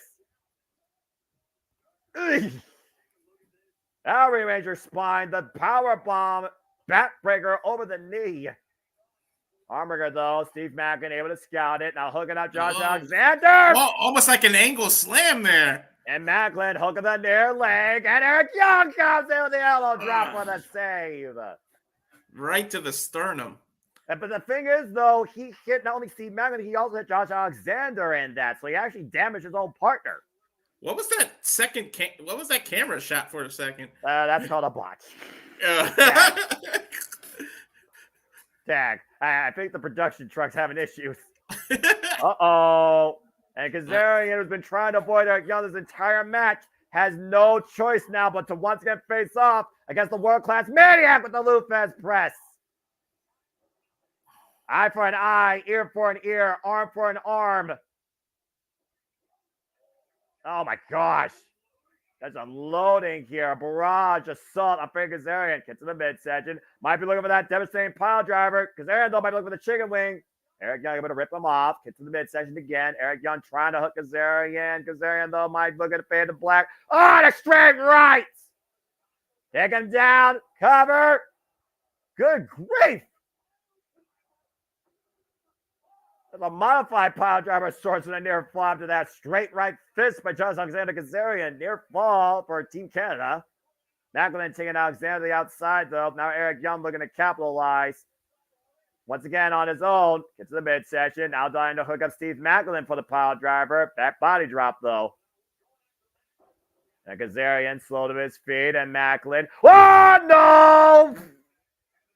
Miscommunication, running knees trying to break Kazarian. And a press kick by Eric Young to Macklin. And Josh Alexander with the falling crossbody to Macklin, driving him to the outside. Too big of him inside the ring. Eric Young, pile driver to Kazarian. Cover. Eric Young and Alexander with the win. Payback.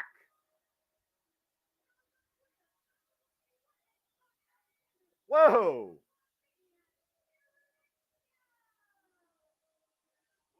Well, that must have felt really good for Josh Alexander and Eric Young that gets the winner tonight at Under Siege against two very bitter enemies. Young Alexander, your winners here, taking advantage of that miscommunication by Steve Mangan and Frank Kazarian as we have a bit of an intermission here. And again, let's go ahead and see what you all are saying here in the chat. Hassan, I see you. Sandy, Safety, Neon, Pentachu, thank you for your viewership. Tonight, it will actually be Jake Something versus Rich Swan because Alex Hammerstone is not medically clear to compete. Probably concussion protocols, for being perfectly honest. And happy birthday, Hassan. I hope that you have a wonderful day, and thank you all for tuning into our coverage here of Under Siege. Please like, subscribe, comment, and tell a friend if you are enjoying what you're hearing. Know that we continue to do this across all the biggest shows, across all the biggest wrestling companies.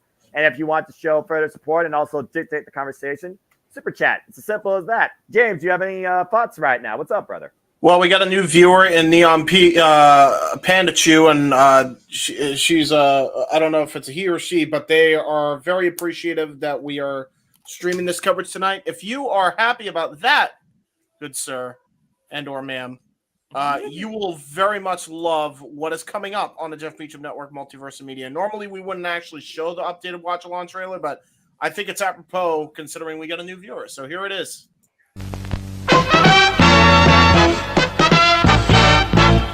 And now, preview time. So let's take a look at what's coming your way.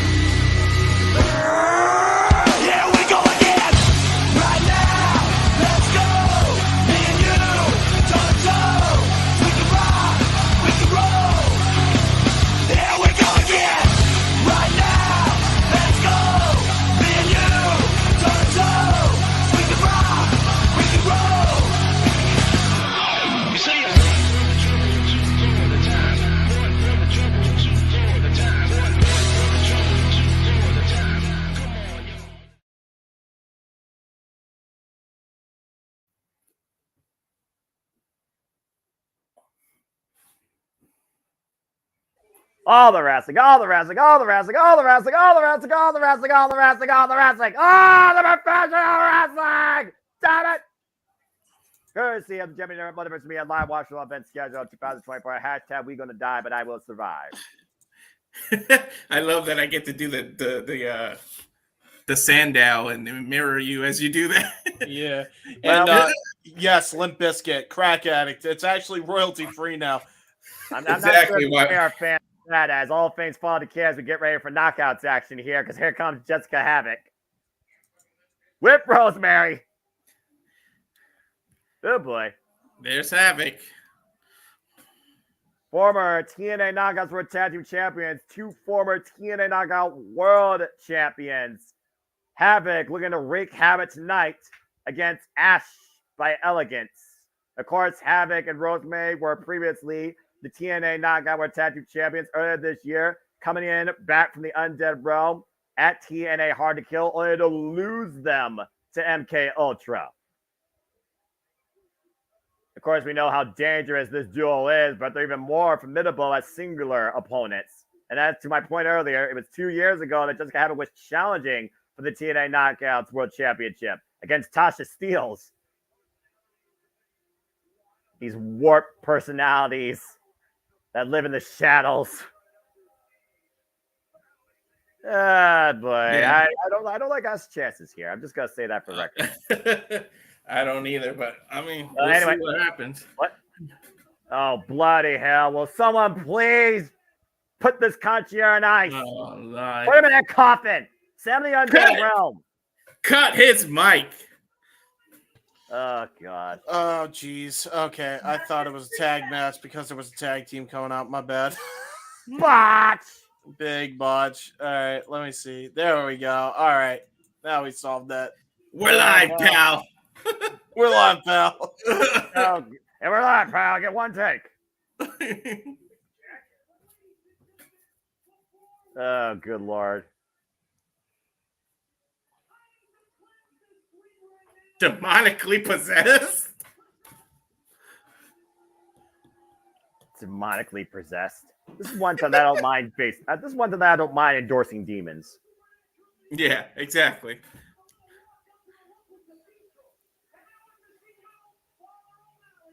Father O'Malley? Holy water!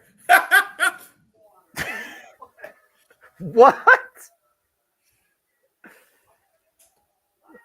TNA with their version of shenanigans, and you can catch our shenanigans tomorrow night. This is hilarious, Noah. I think I'd rather see a Ghostbuster cosplayer than this Paul Rubin ripoff try and purify anything. Oh my gosh. Hell of an introduction, though. This guy has more air between his ears than this inflated ego of this former WWE diva. Mm-hmm. Timeless Dana. Damn. Timeless Dana. Look, someone here has to be integral. All right. Of course, Ash by Elegance made her way to TNA with a record now of 5-1, if that actually matters for anything. And that's obviously, is she wearing garlic? Garlic necklace. It's not a vampire you're fighting. They're not vampires, they're demons. There's a difference. Have you read your Necronomicon? Oh, God. You freaking whip-headed. I'm going to lose my shit here. How do you not know the difference between a demon and a vampire? She's a blonde and she's idiotic. That's why. She's Ash by Elegance, so in other words, she's not elegant at all. Mm-hmm. What's the opposite of elegant? Someone give me an adjective in the chat that's actually, not, over insensitive. Just call her Ash ignorant. Yeah. There you go. Ash the ignorance? Yeah. That Ash little too by harsh, or is ignorance. that a little bit accurate? Ash ignoramus. There you go. This Homo sapien looking to neutralize the wrath of Havoc tonight after losing to Zaya Brookside. Arguably official. I just hope Havoc just runs over her. Seriously. Already bridging her last rites, and I pray the same thing. And Havoc right now. Catching Ash up in. No effect at all. Nice try trying to take Ash down with a full-on assault. She's trying to do a collar or elbow tie-up against this monster. I also want to point people at for those that never tuned in professional wrestling, there are no timeouts. Is she breaking? Did she just cabbage patch? My brain is hurts, bro. My brain fucking hurts. Should I just go off camera for this and let James and Walter call this? I feel like they have more fun with this match. What is she doing? It's 2024, not 1994. She broke out a cabbage patch in the middle of a match. I can't believe I'm saying this, but the woo is more relevant than the cabbage patch. Accurate. Yes. And Havoc does not look impressed. Havoc is cracking her neck. You know what? I welcome James to be on this because I expect James to outburst some shenanigans. I got to be just for the sheer stupidity. Oh no! Why are you? What are you doing? Way to wake her up. She smacked Havoc across the face and just woke Havoc up. Yeah, that was a dumb move, Ash. That rarefied air is about to be knocked out of you here. Hey, folks, I just want to remind you that you are paying for this. Well, I mean, hey, you get what you pay for, I suppose. Ash rolled out of the way of and Ash Why is she doing the Father, Son, Holy Ghost? The last right back elbow strike to 9 and Havoc catching her in a waist lock. I mean, now turning to a full Nelson. She is ragdolling her in a master lock. So she got the hurt lock in, and that's it? Maybe. Oh, wow. Whoa, what is that? That was a backbreaker with lethal proportions, and I approve. Yeah, she just slammed Ash back of the head to the mat. As Ash intelligently, as I know I called her ignorant, rolls out from under the ring. Or under the ropes. Hey, listen, a broken clock's right twice a day, Walter. Exactly. I have lost all control. Oh, she's still. I swear to God. I swear to God. What are you doing? Checking her makeup. I don't know. And Rosemary, hello, Rosemary. How you been? Uh-oh. Dude, you doing the cross fingers ain't gonna help. The concierge trying to preserve his own life while Ash by Elegance is once again caught in the clutches of Havoc and Havoc teeing off on her on the apron. And Matt, we're doing very well. We are having the time of our lives calling a knockouts exhibition. Yeah, exhibition it's not even an exhibition. That's an insult to the word exhibition. Ash trying to beg her way out of it, but Havoc having none of it. She kicked her leg from under her leg. I mean, that's how you take down a tougher opponent bigger than you, right? You take it to them in the base. Oh, God! There's my headbutt. Hello. Ow! Oh, my Lord. Forehead, meat, nose. Just tossed to the side. She's literally ragdolling her, as you said earlier. I mean, at this point, Hammer's just playing with her food. Yeah. And right now, up in the fireman's carry, might be looking to put Ash by Elegance down for the 3 count. The concierge, though. In the infamous words of Dana Brooks' old theme song, Havoc's your enemy. Havoc's your enemy. Did he just throw holy water on her? Havoc. Holy water at that. Holy water is still water. She's not a witch. She's not melting. All right. She's not a vampire, man. The Havoc up to the second rope, though. Here we go. No way. Oh, man! She got a power bomb. Oh my God, it's a miracle. I see what that setup was. Yeah, but Rosemary didn't appreciate that clearly. Dude, okay, go ahead. Yeah, she's not a fucking vampire. She's not a vampire. There you go. She's drinking the holy water. Oh my God! Blood. Nah, nice. Well, she just like a demon. I think that's what happens when you bring holy water to a demon. I think somebody had a capsule. You know what she had? I guarantee you she squirted Mio. Get out with the cover! Are you kidding? Whoa! Dude, Ashley, Rosemary squirted Mio in her mouth, and then when the water, she poured the water down in her mouth, and then they made it look like blood. That's what she did, I think. Well, I mean, that's the definition of evil right there. Insert Mermaid Man meme here. Is Ash going for a suplex on Havoc? What am I watching? You're watching Havoc play with Ash by Elegance. Ash though over the inside cradle attack, hook of the leg. What? Are you fucking kidding me? You said it earlier, Noah. Momentum's a hell of a thing that carries you over the rope. And apparently a good hook of the leg as well. Exactly. I hate this. She shouldn't have won. I'm having fun with it, though. Sometimes you need goofiness. I know. I agree. Ash by Elegance just beat a former TNA Knockouts World Champion. What? Is she gonna hit her in the back of the head? You won the match, you dumb. Oh my God. She's choking around with a garlic necklace. Havoc obviously furious with the laws, and Ash by Elegance not done here tonight with adding insult to injury. I know this is breaking the immersion, but we have to point out also that the freaking garlic necklace broke the minute she wrapped it around her neck. It looks like Ash is pulling a chair. Pulling a chair in play. Even in victory, Ash must have felt embarrassed. She anger. You won the match. Why are you so mad? What is this shit? Preferably, I would say Ash is mad because she has yet to challenge for the TNA Knockouts World Championship. She's already lobbied Santino to give her that opportunity, and Santino said no. Hey, you know what? Maybe there are some EVPs that would maybe the EVPs of AEW actually could get some female, because this one's throwing a temper tantrum like them. God damn. Elegance now going up to the top rope. What the hell is she looking for here? The rarefied air on the freaking chair. I think you do more damage to yourself with that. No. Yeah, I was just about to say.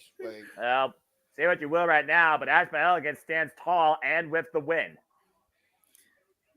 She wipes the mat with her legs as if she's covering. That's a dog that covers dirt after they finish going number 2 on some lawn. Yeah, exactly. Well, Jessica Havoc, though, no stranger to back injuries either. Oh, jeez. I think Havoc moved, and Ash is saying, really? Oh, no. And Havoc falling towards Ash by Elegance. Oh, no. Come on. Dude, you're going to eventually... This is going to eventually backfire. You would How think. How do you keep a demon down? Gosh! Oh. Well, it might not backfire after a DDT on the ramp. Well, she probably doesn't even know that she's a demon, Walter. She thinks she's a vampire, apparently. Vampire. Then at one point they thought it was a demon. Then they thought it was just. Look, all I know, if this was Buffy the Vampire Slayer, the show would have been canceled. Thank you. Good night. Yeah, can you get off the screen now? Can we get back to professional wrestling?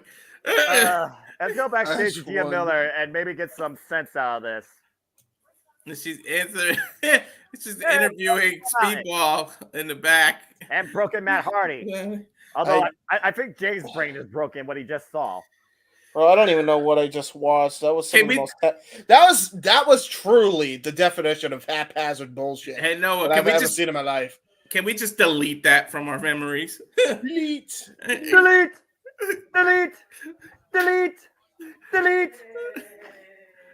I agree. Oh my gosh, that was something. Yeah. My brain. I'm shocked she won. Seriously, I'm shocked she won. Well, you said a clock's right 2 times a day. You know what? Ash Elegance can actually win once a year. Can we just point out, I've never seen a winner and a loser both look like losers, but that was the definition of that being the case. Accurate. I think I went with Havoc in the predictions too. Oh man, I messed that up. I just knew they were going to put Ash forward because clearly Ash and Jordynne Grace the only thing they've been promoting. And whether you like it or not, guys, I'm just going to say right now, they're probably promoting that for against all odds. I think this gimmick of Ash is not great. To be honest. Okay, broken Matt giving some presents. It looks like the Speedball Mountain. Yeah, he summoned the 7 deities or whatever, and that's correct, Neon. Neon, wait, did Ash beat Zaya? Really? Why? There was a 1 match, and then the rematch Zaya beat Ash. So Ash has lost the match. Just saying. Nice. Are we seeing? Okay. So it's House Hardy against the System tonight as Speedball Mountain is officially ushered in the Broken Universe. But still to come tonight, the inevitable one looks to once again become an X Division champion as he takes on Mustafa Ali. We get a backstage shot of Mustafa Ali lacing up his boots here. And special security detail, and let's just be honest here, guys. They've been paying dividends for him. Can I ask, where is Chris Bay? Are we getting it? No, are we gonna get it? Did we get the call, Joe Henry? You're saying his name? Yes. Damn it! Yes! I think you're right. Pick up next is Joe Hendry.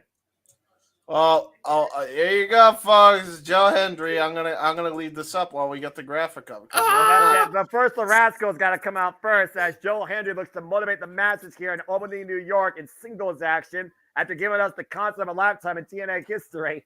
Oh man, Simply Reliable gets the call a Joe Hendry match. Well, wait. Interesting. No Trey Miguel with him tonight after Trey lost last night. And of course, Trey might sustain a knee injury. So I wonder if that's the reason why Trey may not be out here with him. I was just going to say, it might be the knee injury. So question, where is Chris Bay? Is he injured too or something? He might be backstage with Ace Austin. I don't know. I didn't hear he got injured last night against this match Mustafa Ali. So Zach has to go at it all alone, truly. Yeah. Well, let's hope he's motivated enough. He's gonna have to say his name and he appears. I believe in Joe Hendry. I believe in Joe Hendry. Damn it! I love this guy. Mexico. Oh man, have fun, boys. So good. Have fun. You gotta think there's gonna be. James will be just fine. Joe Hendry's here. Everything's good now. When he gets to the ring, you gotta think he's gonna throw it to some music video or something before they start the match. And of course, you guys can listen to I Believe in Joe Hendry now on iTunes and Spotify. It's trending worldwide. It's gotta be #1 right now. It was #1 in certain markets as he's motivating the masses in Albany, New York tonight. Wave your hands from side to side. Oh man. Oh, that fan has a CM Punk shirt. They took the camera off real quick. I think he's gonna throw it up to some music video, Noah. All right, well, let's hear from the man himself. Oh, wait a minute. He's got a song maybe for the Rascals? Again, we believe. So. Soon, and now they just mentioned congratulations. I don't know. His wife had a baby, so now we have to believe in Baby Hendry. Baby Hendry. We just went from madness to happiness real quick. All right.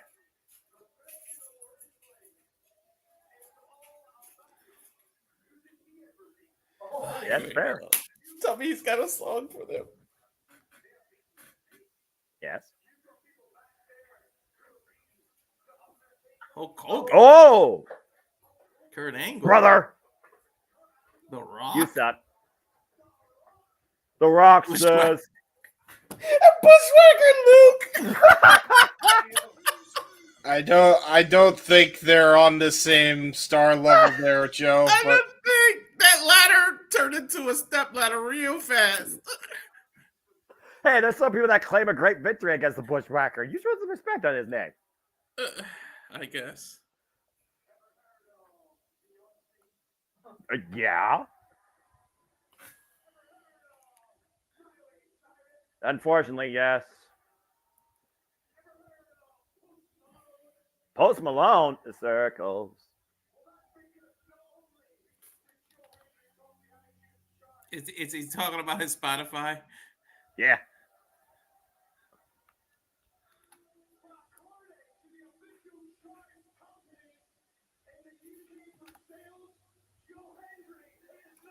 Number 6. Yeah, baby! Top 10!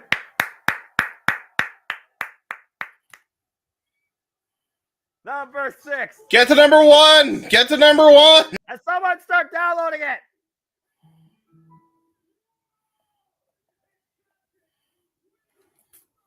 I believe, damn it! We believe. We all believe here. Ban any non-believer. What are we believing in? 252 pounds. 242 pounds. The answer to all life questions. We believe in Joe Hendry. That's motivation right there that you don't get on a Friday night unless you see this man on your screen. All right. Oh, God. Well, that's motivation for Zachary Wentz, apparently. As he's starting off hot in the head with these running drop kicks. We're calling fucking Joe Hendry match. This just made my weekend. It did mine, too. I thought he was going to throw up to the screen to a video parody, but we didn't get it. He might give us a standing ovation early. Whoa. Zach with a nice kick. It's like a one-legged drop kick out of the air. Again, we can't underestimate Zachary Wentz. Okay, well, let's be honest here. Okay, Zachary Wentz, he is a rascal, but he is a former TNA Tag Team Champion. And again, this is a very unique clash of styles. First time ever matchup. Nice Suicida here, sending Joe Hendry up and over on the entranceway. Zachary throwing Hendry back in the ring here. Well, I mean, think about what it would mean for Zachary Wentz to beat Joe Hendry, not only with the ride of momentum that Joe Hendry has, but he's a former digital media champion. Yes, this would be a great feather in his cap to say, I beat Joe Hendry. And, of course, Joe Hendry, though, has been reminding us, Uncle AJ Francis and Rich Swann, where they stand. Nice style, press the PK 2 count. And I imagine Joe Hendry, I wonder if Joe Hendry's motivated everybody enough that he's motivating himself now to go after championships. Exactly, because I would love to see him go after the championship. Yeah, which championship? You got the X Division Championship, you got the Digital Media Championship, and of course you have the TNA World Championship. Well, the fact that he can defend it anywhere, he can regain that division, the digital, I should say, championship. Cover. As much as we love Joe Hendry, I think they're keeping him away from the main event scene for a reason. That's probably accurate. It's one of those things where I think Joe Hendry right now has already done so much in his career, motivating the masses through both his music and his wrestling, that he pretty much is flexible across the entire TNA roster. And if you haven't seen a show lately, Food Fight, if you're a TNA insider, go check out his last episode with Casey Owens. Very motivational story by her. Cheers to her across the pond. If you want to learn more about food and wrestling, Food Fight. Check it out weekly on TNA Wrestling, hosted by Joe Hendry. Yeah, nice elbows to Joe Hendry's shoulder there and chest there. Yeah, Zachary Wentz right now controlling Joe Hendry, but Joe Hendry able to get a grip on Zachary Wentz. Now hoisting him up. Fireman's carry. Back up to his feet. And Wentz escapes. Oh, the shot to the midsection. Just nice teeing off right now. Just bringing down Joe Hendry. Woo. Nice kick there. Henry having to roll out of the ring to try to get a little space. And once again, go over the toe, but Hendry catches him out of midair. To a fireman's carry position. Look at the eyes of the tiger on Joe Hendry. What's he going to do here? I don't know, but he's motivated right now. Oh, I thought he was going to slam him on the stairs. He's literally walking up with the man on his shoulders, back up the steps. That's pure motivation. Bring it, Wentz up and over the ring. Threw him over the top rope. And Joe Hendry has once again regained firm control of this match. The will of the people. The people's choice. Falls up the Irish whip. Irish whip to Zachary Wentz. The other corner now falls in. Catches the boot. And Wentz able right now to create separation. Now up the second. And again, the strength of Joe Hendry. 252 pounds of motivation catches him right out of the air. And what's in Wentz right now? He might be going for a ride. Far away throw. Joe Hendry with a kick up. Beautiful display of strength and agility here by Joe Hendry. And again, we believe. Mm-hmm. Imagine the promos that you have if you get to beat Joe Hendry, though. It says you can believe him, but I beat him. Oh! Nice super kick. But it's hard to promo when you got a busted tooth. And yeah. Again, second Wentz teeing off against Joe Hendry, breaking him down. Another great combination offense here. And a double stomp. This time connects. To the lower back. And I agree, Neon. And right now, Zachary Wentz might be looking to go the high-risk district to put down the most motivational man in TNA wrestling. Up to the top rope, and Zachary Wentz with the Swanton Bomb. Cover. Is it enough on Joe Hendry? No. Joe Hendry powered out of that. Not quite enough to put Joe Hendry down. Great resilience by the former Digital Media champion. As we go to the replay, that was a beautiful looking Swanton Bomb. A bit of a lackadaisical cover, though. I think Zachary Wentz got a little bit too full of himself in the moment and allowed Joe Hendry to escape. Yeah, never go for cocky covers. And right now, mocking Joe Hendry. Again, critical win here for Zachary Wentz. He does not need to be taking Joe Hendry lightly, nor this likely. No. Especially Trey Miguel loss. Oh, God!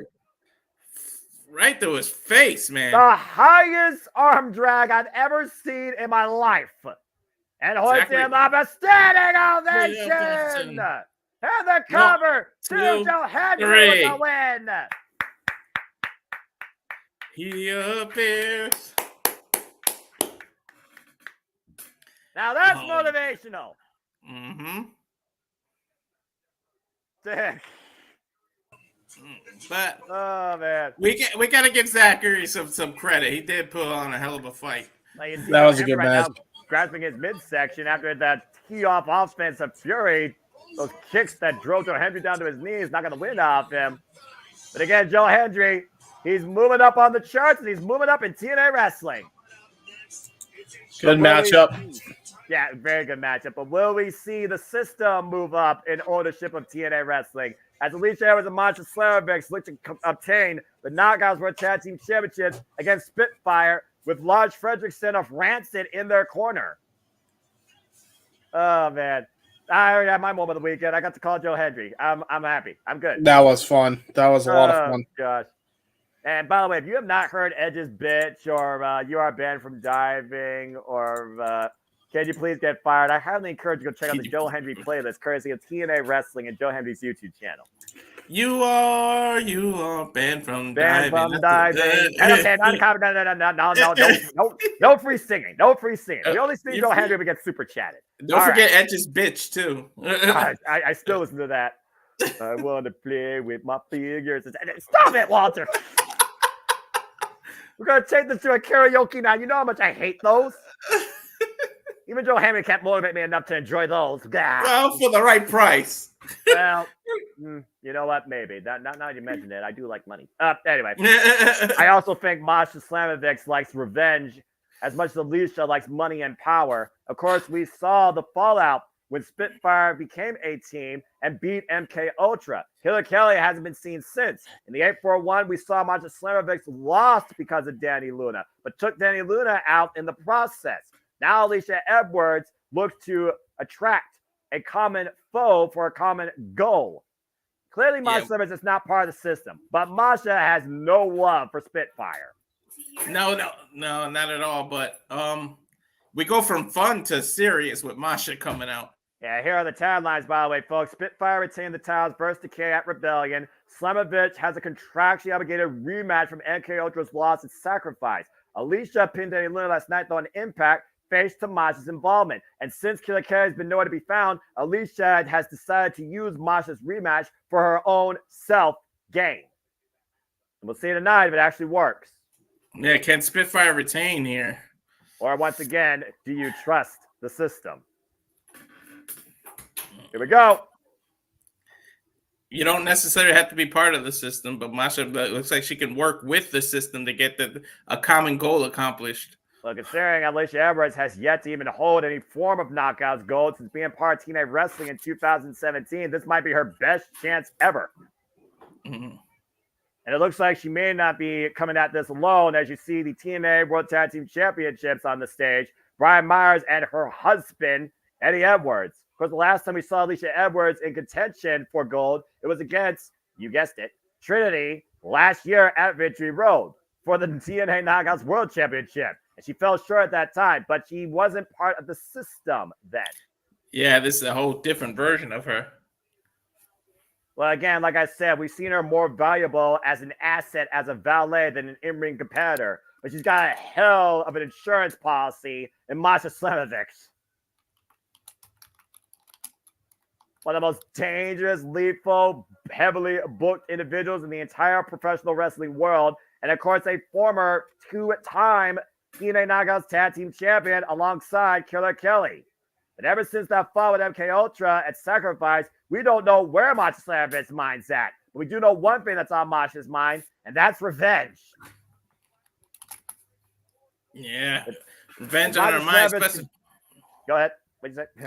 She's coming off a loss there at Bloodsport as well. So, where does she resurgence of some sort? Having to work with the system to have a resurgence of her career, and can she get back into the title picture? All I know is Masha Slamovich does not work well with many others, and Killer Kelly is a very rare number on that list that she was able to work with. We'll see if her and Alisha, though, can pull it off together, as here comes Spitfire, our current TNA Knockouts Tag Team Champions, alongside Lars Fredrickson of Rancid, who, of course, did their theme. And, of course, the relationship and respect to both Dani Luna and especially Jody Fret for Lars goes a long way, all the way back to when Jody Fret was drinking as a bouncer outside the Rebellion complex. Yeah. Of course, we saw we'll see. Go ahead. No, I said we'll see if they can handle the power of Masha. Just one of those things, though, where, again, we've already seen these titles change now 4 times this year alone in the rebirth of TNA since Hard to Kill. You got to think part of their strategy is to keep Alisha Edwards in the ring and don't let her tag Masha for a while. You don't want that powerhouse getting in the ring. Well, again, who's the strongest ally here? Again, and Masha, again, is she more focused on revenge and the gold, or is she going to work alongside Alisha for the common goal? It's one of those things where Alisha, if she steps out of line, Masha might smash Alisha tonight, which I'd be perfectly fine with. Hey, just wanted to add this little tidbit. South Wales subculture have held tag team gold no matter what incarnation has held it. Just want to point that out there because Dani Luna also manages Flash Morgan Webster and Mark Andrews. So and of course, to your point, Dani Luna is also the current Rev Pro British Women's Heavyweight Champion. She beat Alex Windsor for that title. Of course, Alex Windsor will be challenging Stephanie Valkyrie for the WWE Strong Women's Championship, which, of course, will be calling here at the Multiverse of Media next weekend at Resurgence. Yeah, make sure you check that out. It all intertwines, folks, except if you're AEW and then you're mad that they like WWE. Anyway, carry on. Subjective. Anyway. And I said, you want to keep Masha away from being in the ring, and she starts the thing. Well, it's smart strategy when you think about it, though, because, again, we know that Masha has the experience and definitely has the vendetta against Dani Luna. And if Alisha, if all she wants to do is just make sure that her team wins, let Masha lead, and if you're smart, let Masha get the pin. It's just one of those things where Alisha needs to know her role and shut her mouth. Even she's the one that suggested this. Masha showing her athleticism right now. Well, we all know the background of Masha Slamovich, and right now, Spitfire, though, great double team combination here. The sliding lariat follow-up and the follow across body. Jody Fret legal cover. Gets a 2 count. I think Luna blind tagged herself in there.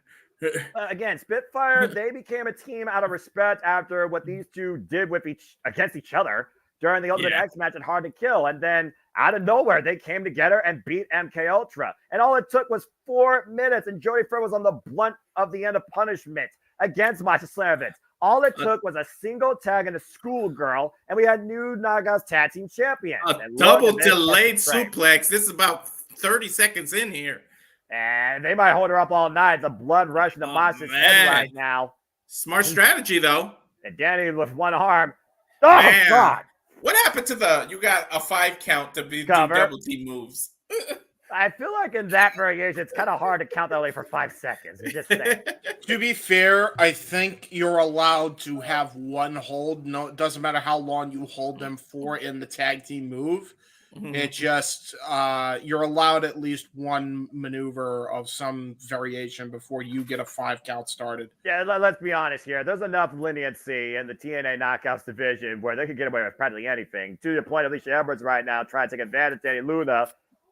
And stun gun across the top rope. Now Masha up the top. The double stomp out of the corner. To the midsection. Not going to win on Dani Luna. And just like that, Masha has regained control of this match thanks to Alisha. And there's a tag now, Alisha Edwards.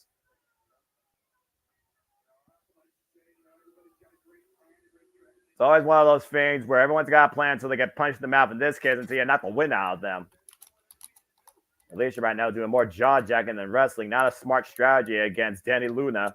Representing the subculture. Oh, God. And immediately taps out to Masha. Big surprise there. Clubbing shot to the back of the head of Dani Luna before she can make the tag to Jody Fret.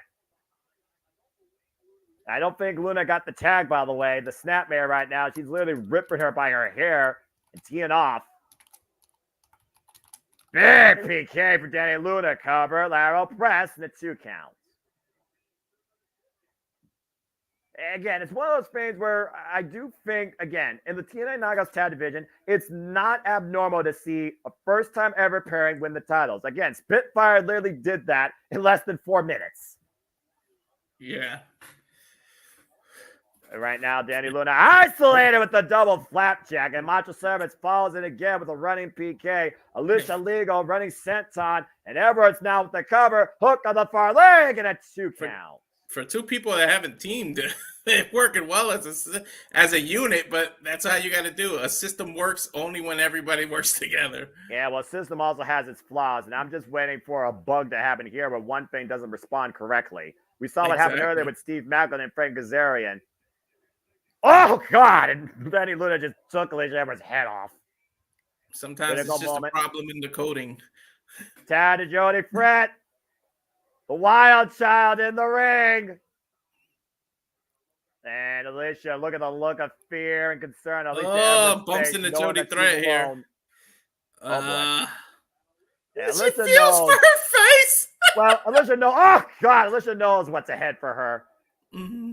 We saw what happened with these two first face chart one-on-one back at Final Resolution impromptu. Alisha has not gotten over that punishment yet. Probably hasn't recovered either. And Jody Fret looking to follow up.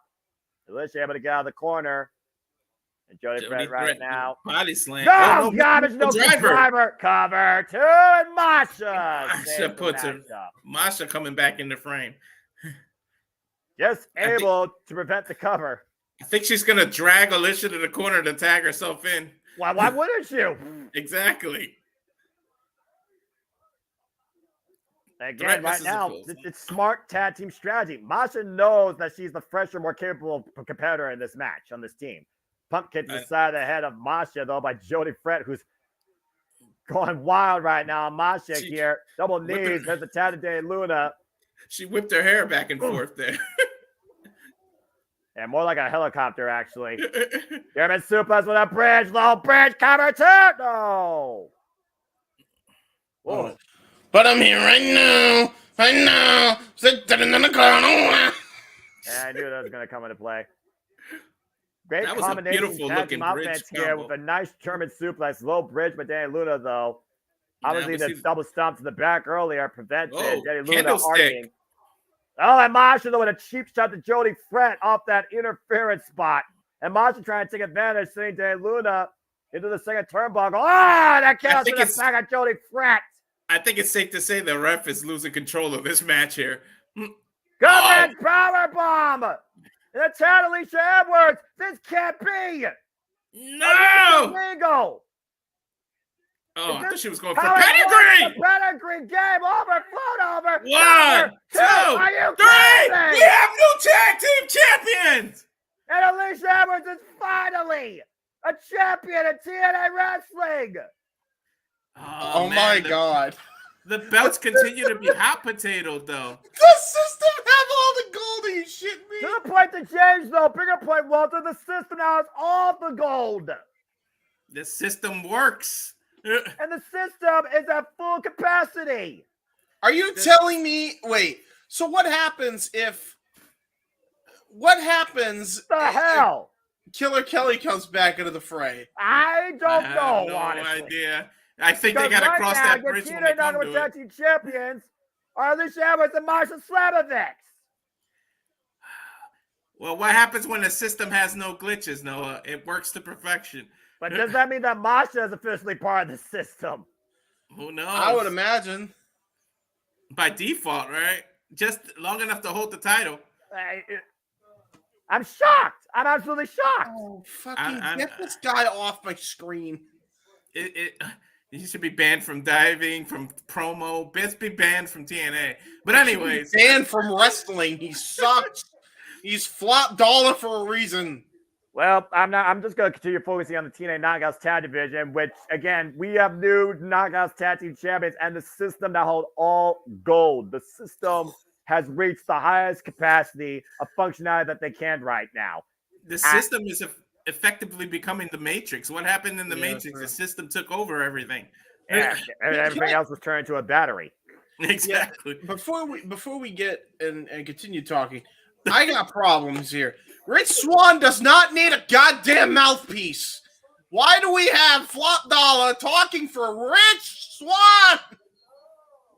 I has issues with this. I don't know, man. I don't pay attention to Last Clash. You know I don't. All right. I stay in comfort class. So I'm just saying.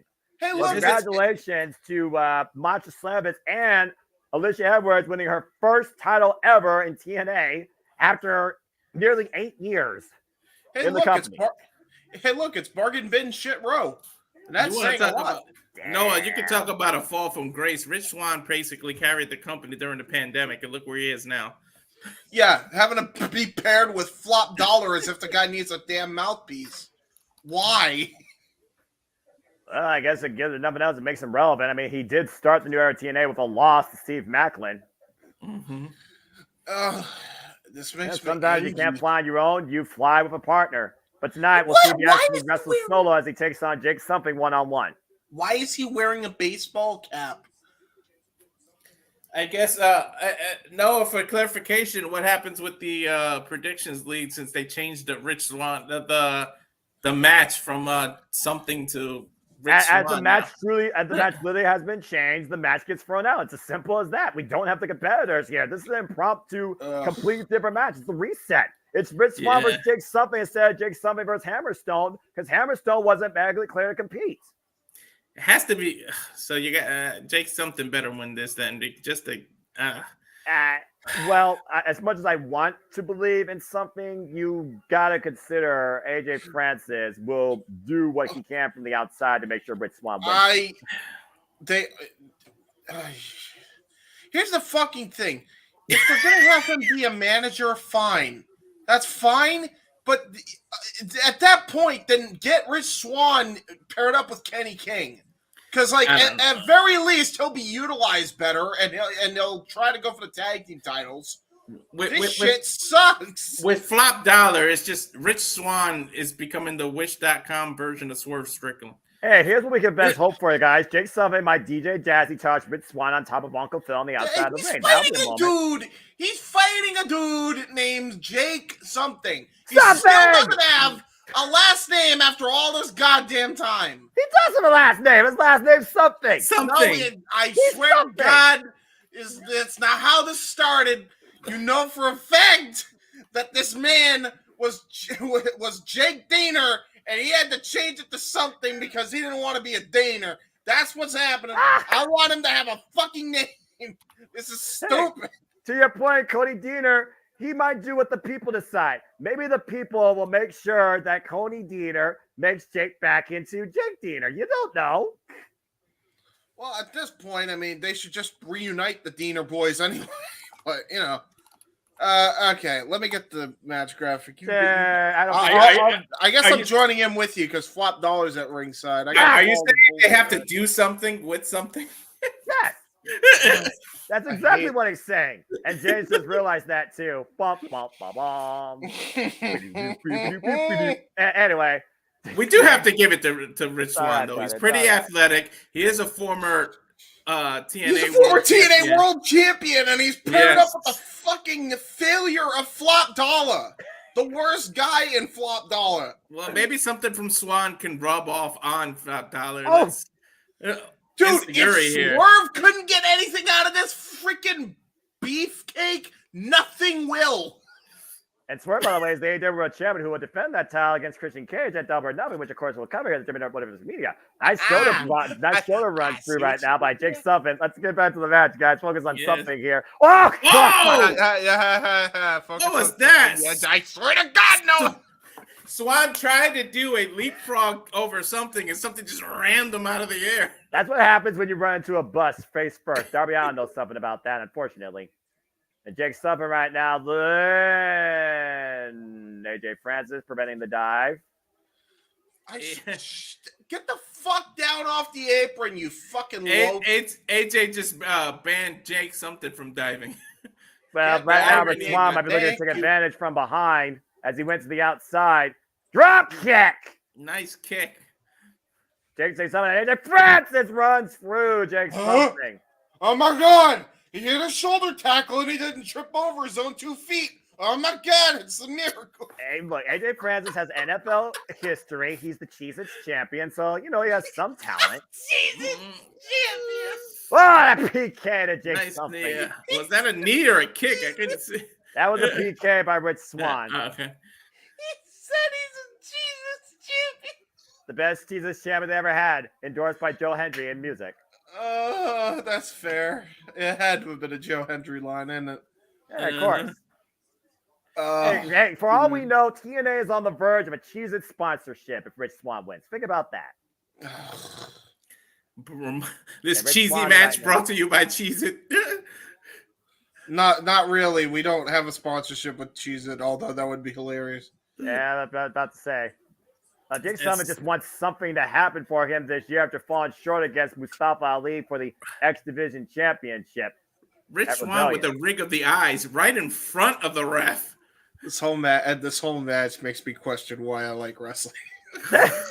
The something puns, Flop Dollar, Rich Swann having to freaking lower his status to this fucking regardless stalled wagon of a human being. Regardless, we here at the Jeff Meacham Network have a job to do, so we're gonna call it regardless of how we're gonna call it. Listen, I'm calling my job. I'm calling it how I see it. He's the color guy. He's being unbiased. He's just being subjective. And right now, Rich Swann right now is having his way with Jake Sullivan, literally trying to gouge the man's eyes out. And the thing about Rich Swann, since aligning with AJ Francis, he's adopted this more aggressive side. And to be fair, it did allow him to beat Joe Hendry if it was Gang Warfare at Rebellion. Hey, you remember when when Kenny King teamed up with Sheldon Jean and he also had an aggressive side when he started becoming a heel? Oh yeah, that didn't work out well for him either. Well, neither man's in the company anymore, to your point. And Jake something is spinning doing heel something. kick? Yes, he did. To his ankle, though? That was, like, weird. Uh-oh. Now something. Something seems to be... Right back to the eyes goes Rich Swann. DQ him. Again, he's got to be getting admonished by the official at this point. He's really pushing the referee right now when it comes to the rules. But again, that's what a heel does. You exploit the rules to the fullest advantage. Go ahead, James. No, go ahead. I was just going to say, though, the mind shit wasn't important. I'm just noticing every referee looks like the Angie to be there. They don't look happy. The TNA Ref Corps, I mean, they're as stern as they can be. And again, Rich Swann distracting the official. That cheap shot by AJ Francis. We knew that's the whole purpose of AJ being out there was for these cheap shots. I mean, he's as cheap as the day is long, but what do I know? Well, I mean, he is cheap. We definitely established that commonality. I mean, cheese is probably the one thing you can afford even outside your local Dollar General. Oh! I was going to say he's Cheez-It cheap. Yo, you know what we should do? Flop Dollar and Dimeless Dana should be a team. There you go. I do not need mixed tag team challenge nightmare in my mind with two of the worst things possible coexisting on my screen. Just saying. Oh, God, man, what a body shot. Not something the win Rich Swann on that one. Something trying to build some momentum, but I'm glad you said something besides something. And meanwhile, Jake something preventing the sunset flip, now hoisting up Rich Swann. And again back to the eyes. Okay, every chance Rich Swann gets, he goes back to Jake something's eyes. Dude, I thought ELP was bad with the back rakes. This is just getting ridiculous. He keeps going to his eye right in front of the ref 3 times. He choked him with the ropes in front of the ref. Cover. Yeah, dude, at least 3 strikes, you're out. DQ the man. Like, what are you doing? You get your Angie face, you're looking like this, and you don't DQ the fucker. What are you doing? What are the rules? What are the rules? The ref saying, "Well, that's not in the script." Hold on, I gotta do the referee's face if you're gonna do that now. What are the rules? I don't know the rules. What are the rules? These are the weakest kicks that I've ever seen. What is Swann doing? And Kastler, you're definitely not wrong, by the way, and none of your thoughts. Again, for everybody that's tuning in, by the way, it's Under Siege is still underway. It is Jake Summer versus Rich Swann impromptu since Alex Hammerstone was not medically cleared to compete. We wish the best to Alex Hammerstone. And right now, got checked with a clothesline. Turned Rich Swann inside out. Ding, ding, ding, ding, ding. We got a $10 super chat. As promised, JJ for tomorrow's Star Wars trivia. Can't wait. Also, Mr. Simpleman, join Chase U. We will start a super chat goal tomorrow if we must. You joining Chase U equals JJ giving a football a chance, apparently. That'll be the day that, like I said, I already said what I said. I'm going to leave it at that. And right now, look at the strength of Jake Summer. But thank you, Josh Manson, for the super chat. Now hoist him up on the shoulders. Oh, man. Shoulder breaker. Cover to win at 2 count. I will say this, even though his name is Jackass, Jake something is scary strong. He is the anomaly of TNA wrestling, despite the fact that he's done something for so long and has won nothing when it comes to the big title. Don't let his name fool you. He's a pretty big guy. He's at least 6'3". Almost looked the Summer Swann into the void, but got caught with that spinning back heel kick. Ran into a running hurricanrana. Oh. What the hell was that? It was a botch is what it was. Got with that kick, mule kick, cover, 2 count. This is why you don't pair yourself up with Flop Dollar and have the shitty jeans. This is what happens, Rich. I think Joe Henry illustrated that best in his shout out to Creed with his variation of higher. But anyway. Rich Swann is trying his best. You can only cook with what ingredients they give you. That is true. This isn't chopped, and I think that he has a better chance of getting a better basket than he would on the show. A forearm shot by Jake something. Bull hammer elbow. Anti-air raid crash. He pulled something out of the air there.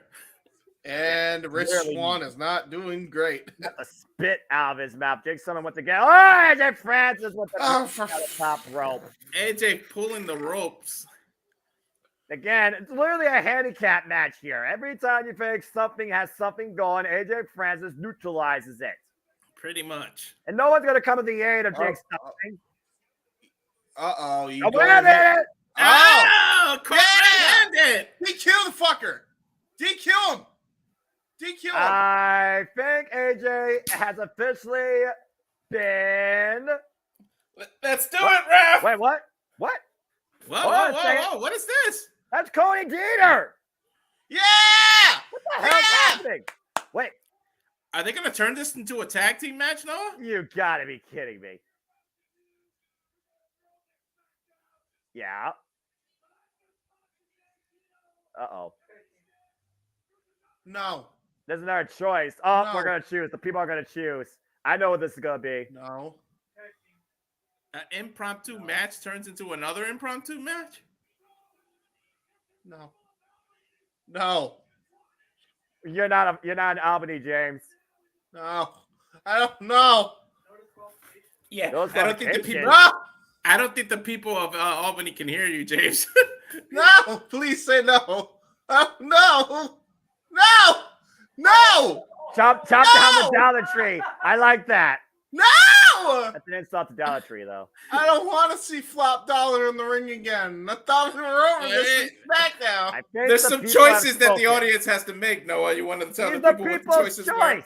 He left the power to the people. The No. You're not spoken. What in no. Well, hell's broken loose here in the Impact Zone. Cody Deaner teeing up against Flop Dollar. This guy sucks. Oh, no, I got caught. Oh, boy, this is not going to end well. Ah! Well, the people have spoken, and you just got chokeslammed by a fucking jack-off who can't wrestle. It's not going well for you, Cody. I think something's getting out. I think he's going to dive at AJ. Jake Summers not bad from diving. Oh, he did the Mike Awesome dive. Okay. And he got all of it. And this match is still going, by the way. It's still Rich Swann versus Jake something. And now Rich Swann looking to fly over the top. Jesus. He accidentally did a 450. He did a 450 into a lariat, by the way. And handspring cutter. Handspring cutter. Rich Swann climbing the ropes now. And might be looking for that 450 splash. Takes something. Purposely and this the time, drop Noah. throw, the back drop splash. Cover. Rich Swann with the win. So what was all the distraction? What was the point? Yeah, what was the point of the people's choice? To that didn't do shit. To make it go longer. By the way, to- James, send Datila the link to the StreamYard in the Discord. Gotcha. Sorry. It was to delay the inevitable. They were delaying some time here. I guess you know, so. you do something to neutralize something, and you get the win on something. So there you go. All right. I will be sending the link to the Tilla and send her the Discord as well, so that way she's in sync with us too. I think she is in the Discord, but I don't see her. But anyway, Rich Swann with the win tonight. Alongside Dollar Tree, Uncle Phil, the flop, AJ Francis, first class game the win tonight against Jake something and the People's Choice, Cody Deaner. No, that was tell me you want to buy some time without telling me you want to buy some time. Well, how about I buy some time with this? Go buy a shirt courtesy of the Deputy Director of Multiverse Media. Go support TNA Wrestling if you want, all right? Go and, do something more worthwhile. Buy a box of Cheez-Its and drink it with your favorite bottle of primers. We're prepared to cover Backlash tomorrow afternoon. Hey, you know what? With you, go watch the Star Wars trilogy and get ready for Star Wars Jeopardy, hosted tomorrow night by Renegade Trebek. All right, there's a lot more different things you can do than just egg on AJ Francis, even though it's so damn easy that Joe Hendry does it time and time again. All right, just saying. Well, for you, get a chance to shit on him. No, I meant TNA buying some time. That's why they did that. For sure. That's fair. Yeah. What the hell was the for you? point It'll be Cheez-Its and Dew, right? For you, Noah.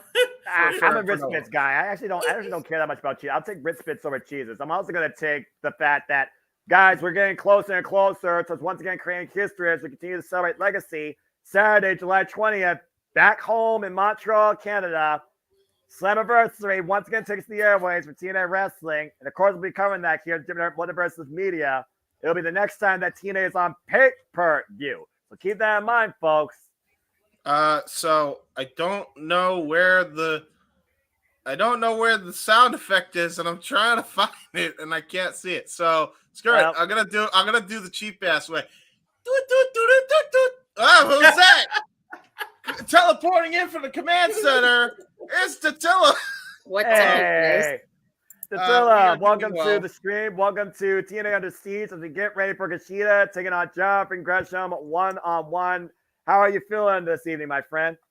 Good, full. I just finished eating and I was watching Under Siege on my phone while eating, but there's a lot that I missed. So, yeah, I'm going to have to go back and rewatch. Yeah, well, again, you can keep up with us on the Discord, though, as we're all in this together, as Jay Chung, our TNA ring announcer, introduces our next match. As here comes the time splitter and one of the jet setters, Kushida. Technically, is he still time splitter without the Border City machine guns? Wouldn't he just be an integrated jet setter? Time splitter, time has always defined Kushida as a lifelong fan of Back to the Future and, Marty McFly. So whether he's Time Machine, Intergalactic, Time Splitters, or Time Splitters, time will always define Kushida. But is it time for him tonight to finally move forward on his own in TNA Wrestling? Anything to do with Back to the Future, we better get right, or the boss will come after us. Well, he knows I haven't watched Back to the Future. Well, yeah, and he respects, and he doesn't hold that against you. Why did my screen go black? Why did my screen go white? Why did all of our screens go black? Because a darker Jonathan Gresham has arrived. Can I say congrats to Lish? Like, she finally bought gold to the system. Now the system holds all the gold. And it's her first title accolade since being part of the company in 2017. Which is so crazy. Real quick, I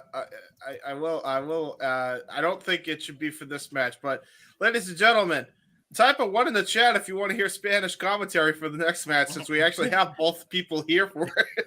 I'm all for it. Again, we of course welcome all languages here at Multiverse Media. Of course, Jonathan Gresham, the Dark Octopus. I think to be fair, that should be held for a big event and let JJ let JJ coordinate that or I feel like JJ's slowly trying to take over the Multiverse of Media, become the next heir to the throne. I'm the one producing, so I figured I was gonna say, I know you're producing. You crazy fool. I'm thinking it's Jonathan Gresham attire. Thinking it. Well, again, we saw these vignettes of Jonathan Gresham. He talked about wearing a whole different mask, and it's like a darker, aggressive side of him is being brought forward. And this is the guy that used to demonstrate nothing but pure foundations of professional wrestling. Looks like that all went out the window. Big anger. Well, they say mask. Octopi, if that's how you plural, they ink, and maybe that now he's inking and he's got the darker version of himself. No, are you saying he's gonna blank a cheetah tonight? On about Taya. Again, we haven't seen Kushida. We haven't seen John Gresham though in months. In fact, I don't think we've seen him since the fallout with Speedball My Own. Jonathan Gresham be like, "Oh, you made me ink." Let's try to be serious here, folks. All right. So, I waved at Gresham. I was leaving the arena and he was sitting, I guess, like on a sofa thing that they have at the Palms. And I waved at him. He waved back. That's like, what's spectating? Athleticism on the part of Gresham there. That's incredible. Did he hurt his shoulder? Or is it fake out? I just want to say this real quick. Datila, if you want to watch the thing in sync with everybody, I'm streaming it on the Discord if you want to see it. Oh, I closed my Discord because last time it accidentally opened, it took me off StreamYards. Oh, well then never mind. Try to just make sure everybody's in sync. That's all. That's all. I mean, right now we're seeing Jonathan Gresham get the better of Kushida here. Again, the man with literally 8 arms, it seems. And how do you beat a man with 8 arms? Oh shit! Okay, this is good. Again, I mean, we're talking about two well-founded technical wrestlers, but we don't know what this new side of Jonathan Gresham is going to bring forward. Nice roll through by Kushida. And again, transitioning, reverse Romero special. Now looking to pull up maybe Jonathan Gresham.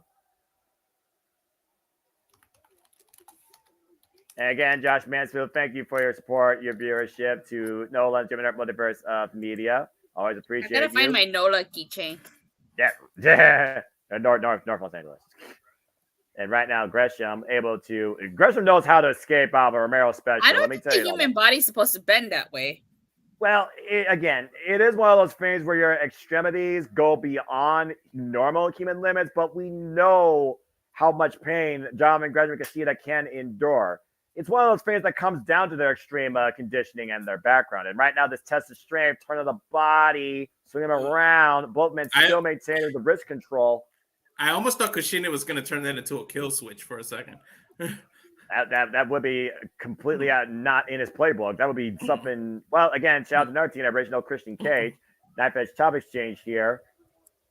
Of course, Kushida again is going on it solo now since Moshi Machine Guns are no longer part of TNA. And it's one of those things that where again Kushida said he resigned because his friends was there. How does Kushida move forward without that, that influence, that companionship? Well, Kevin Knight's still there. I'm telling you, he's an intergalactic jet setter now. True, I suppose that's true. But again, you think about those people that led Kushida or people that Kushida led. I mean, we're talking about Alex Shelley and Chris Sabin, the most influential tag team in TNA history. The figure there. Oh my! What the heck? His biting is That's like the octopus. What the word was that? Yeah, octopus more suffocate before they eat something. They don't just straight bite something. Do octopus bite people? No. I don't know marine life habits, so I'm not even sure what to think with that. Jonathan, people are friends, not food. And shout out to Jaren G. Good to see everybody here at Multiverse Me again. Thank you all for tuning in. Please subscribe, comment, tell a friend, remain hashtag spoiler free. Now Gresham looking to maybe work over the left leg. Up kicked up by Kushida to drop down, and Jonathan Gresham trying to pick up speed. Catching Kushida, atomic drop, the leg. And another nice combination. Yeah, that stomp to the knee, that chop, and immediately going for an ankle lock almost. Can he turn Kushida over and bring him back towards center? Kushida, though, trying to find an escape. Now the double leg. Might be looking for a full Boston Crab. If he can get Kushida over on his belly and sit in deep on it. An octopus going for a Boston Crab. The irony in that statement is not lost on me. Jonathan Gresham right now, within deep. Noah, what do you think of Gresham's more aggressive side here? Well, again, it's one of those things, like I said, sometimes in this business, you need to adapt a darker approach. You need to be selfish. You need to do something different. If what you've been doing consistently hasn't been working, hasn't been moving you forward. And to this point, right now, he's taking advantage of a former 6-time IWGP Junior Heavyweight Champion. Mm-hmm. I'm just going to say, this match is pretty fishy. Carry on. Are we making fish puns here? Yeah. Well, again, you guys are the color. I'm the one that's supposed to remain integral. So I'm trying to no-sell you goobers. Anyway. Right now, taking advantage of the left ankle. Kushida, though, trying to force separation. Of course, the last time we saw Jonathan Gresham in a big match scenario was when he faced Alex Shelley for the TNA World Championship. Oh, the hamstring. Yeah, we haven't seen Jonathan Gresham since. No. Trying to take the base out of the octopus, the Irish whip, the handspring, back elbow strike. The quickness of Kushida. Yeah, finally takes Gresham down for a moment. Former Best Super Juniors winner. Now coming up to Shote. Man, shout out to Jushin Thunder Liger taking Gresham up and over. Until you see everything that they're seeing in real time, or is it a bit delayed for you? Cover, 2, kick out. Are you seeing everything that they're seeing in real time, or is it a bit delayed probably for slightly you? delayed because, again, you're always going to never be the same with this outside Discord, man. We're fine, okay? She knows the story, and she's not that far off, and it's okay having that action, especially for those that are just tuning in. You're fine, bro. I wasn't the one doing the commentary here. Alyssa was just chiming in, so it's all good. Well, again, I'm sure because, again, Datila, as somebody who always talks about his wrestling, cover, schoolboy, got the tights, whoa. You know the stories, you know the competitors as well as I do when it comes to TNA wrestling. Heck, you were there for Rebellion and the post tapings, so you know how far these two are willing to go and what they're capable of. And right now, you see Kushida going for the hoverboard lock and Gresham trying to prevent it from being applied. And again, the story here is this newfound nature of Jonathan Gresham and the reset of Kushida. Ooh, good agility. Trying to clear the pace, and again, slips out from underneath. And right now, neither man able to get the better of the other. Nice Ronda takeover, reversal, the roll through, jackknife, float over. Kushida counter, hook of the leg. Whoa, almost got it. Whee. Ooh. Man, it's almost hard to keep up with this, the speed of the reversals here. Yeah. Man, finally down the mat, to your point for a second. At the end of that exchange. I blink and you missed it. Yeah, give us a second to breathe here. Again, you're dealing with, one of the best junior heavyweights of all time, one of the best purely founded wrestlers of all time. Jonathan Gresham. Go ahead. I was going to say, why hasn't the crowd started at This Is Awesome chant?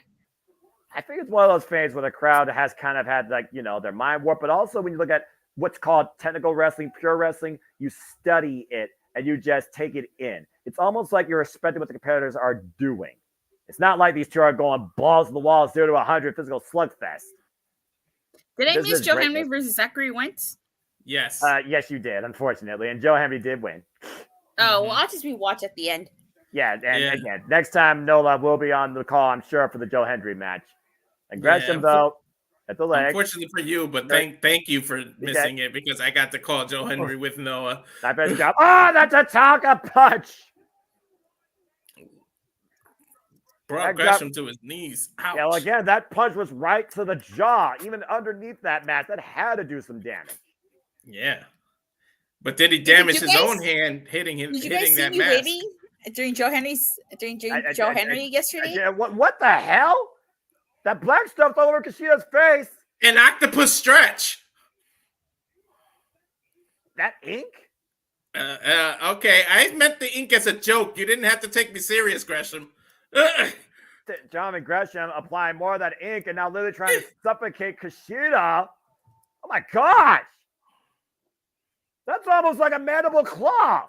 With some ink, though. How's that not a DQ, though? This is illegal. It's enough for a 3 count. What the hell? This is so illegal. What the hell just happened? That was so illegal. I promise you guys that my ink was a joke. I didn't think he would literally do it.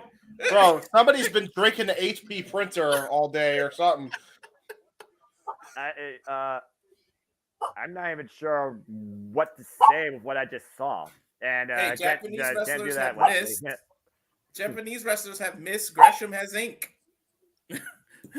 Just to clarify, by the way, for everybody that was overhearing about the Discord link, the Discord link is between all of us, so that way we can actually watch the show. Commentators only. Yeah, commentators only Discord. That's it's all a private channel for the network. And again, Kushida right now just trying to get his breath. I mean, that's a dangerous hold. Not only was he suffocating him, you almost can see Kushida maybe choking. I'm tweeting my thoughts, you guys. How is that legal, Noah? I don't. What the hell? I don't understand this. I don't know what Gresham has become. Oh, but Sandy brings up a good point. Octopus never use ink. Squids do. That's mostly in defense. Think Gresham is a squid now. But he beat him with a modified octopus, and then oh dear, Kushida is going to need some attention, I think. Let me Google this. But whatever the hell Gresham has become, it certainly is something far more dangerous than we've seen before out of a man known as the Octopus. And Kushida right now needs some serious help and someone clean out that mess. Octopus do have the ability to ink. All cephalopods do. Well, from something absolutely weird to something that's even more weird. We're going to see about something's not in this match, Noah. Yeah, what? Think something's not in this match. This match passed. That's true. Fair enough. We're going to move on now to Beauty and the Beast versus Beauty and the Beast. Jordynne Grace and PCO versus Steph and Khan. My brain hurts. So what the hell just happened? So we are on. So we go from an octopus to a zombie. Yeah. Frankenstein. He's a monster. What happens when Frankenstein meets a juggernaut? I'll wait for the answer. Of course, we all know as we try and regather ourselves here, folks, and thank you for that aquarium knowledge here, Sandy. Thank you, by the way, everybody that's been tuning in again. Please like, subscribe, comment, tell a friend, and super chat when dictate the conversation. Super chat, simple as that. Again, we do this for all the shows across all the biggest companies, all the pay-per-views, all the PMN live events. God bless you all. So again, guys, let's go ahead and switch gears here as we look towards this mixed match of anomalies here. We saw Rebellion. Everything broke loose outside the normal as Jordynne Grace defend her knockouts for a title against Steph DeLander, with the Good Cans, Khan, PCO, and Sami Callihan coming to life amongst the chaos. In the end, Jordynne Grace retained the title, but Steph DeLander was far from done, and Khan's far from done from breaking necks. He's been trying to break the neck of the Juggernaut. So here we come to this mixed tag affair. After Khan lost to PCO in Monsters Ball, and Jordynne Grace retained her title against Miya Yamashita. So, guys, if Steph and Khan can pull out the win, does this automatically put Steph in contention for the Knockouts Championship? Well, proverbially, I would say yes, because if she pins the champion, that has to put you in line towards a future title shot, even if you had one before. If you're going to make a name for yourself, you have to become the TNA Knockouts World Champion. And for Steph DeLander, she's willing to do that by any means necessary. Deathmatch Queen herself, quote unquote, self-proclaimed. While her king's out I wonder injured. if this was supposed to have been Jordynne Grace and Sami Callihan versus Matt Cardona and Steph DeLander. Yeah, and I bet you, again, due to the fact that Matt Cardona is recovering from surgery, they call an audible and decide to invite Khan and PCO to this dance. Man, the Ascension really looked different. Well, I mean, at least one of them ascended from the wasteland. It's going to be a very unique, stacked tag match. And let's be fair. Jordynne Grace is not afraid to mix it up with man or woman. So, I mean, this is about she's got her rivalry with Bully Ray. She has the physique to do it, and it's believable. And, of course, former digital media champion, by the way. I imagine that's still going to be men versus men, women versus women, but I don't think that's going to hold up here for a long time. Impact does intergender wrestling. It wouldn't surprise me if of course Steph DeLander and PCO mix it up. Have you seen TNA wrestling lately, or is it me or Steph DeLander trying to get more from PCO than just an advantage? No, I think she's trying to get more. 111 days, by the way. Jordynne Grace has been the TNA Knockouts World Champion. Well, who holds the record for longest knockouts title reign? That would be Taya Valkyrie, actually. And second to that is the virtuosa Deonna Purrazzo. Oh, yeah, I remember now because Deonna Purrazzo's first title reign almost broke Taya Valkyrie's record. Ding, ding, my friend. And you know who broke Taya's record in reign? It was Jordynne Grace. So we get the Frankenstein's entrance here. Well, you cannot kill what won't die! Well, the ice cream is here. As they resuscitate Perma Creation 1 to life, and that is not an Evanescence reference. Well, guys, Jordynne Grace is a monster on her own right, in her own right. Yeah. She's just got back up to this proverbial monster I'm going to meetup. go get some ice cream.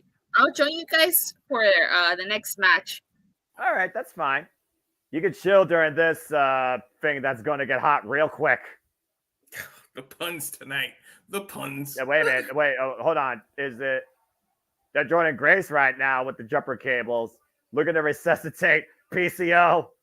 Here he is. He's alive! It's alive! How the hell has this guy not died? I love how Jordynne Grace just embraces this. Jordynne Grace now has a new pet zombie. I mean, look, when your tag team partner has survived fired, car runs, burial, battery acid, I mean, cinder blocks, it's not a bad setup. This whole match is just a world of anomalies. This is truly why TNA is the alternative. You don't get stuff like this in our companies, nor competitors. Have they mentioned the rules? Have they said female to female or male to male? They haven't even said. I'm pretty sure it'll be female to male. Yeah, according to referee Frank Costello, that's exactly what he was just telling everybody. Okay. Yeah, it's a regular tag match. So There's nothing regular about this, James, especially with PCO and Khan starting off. No one took the words right out of my mouth. There's nothing normal about this at all. That's fair. I mean, you got a whole host of characters in Wait. there. What? Oh, what's going on here? Did Grace just say, Yes, "Let he me did. start this against Khan"? Yes, he did. Hey, Khan's been trying to snap her neck since Rebellion. Jordynne Grace's been waiting to get a hold of this guy.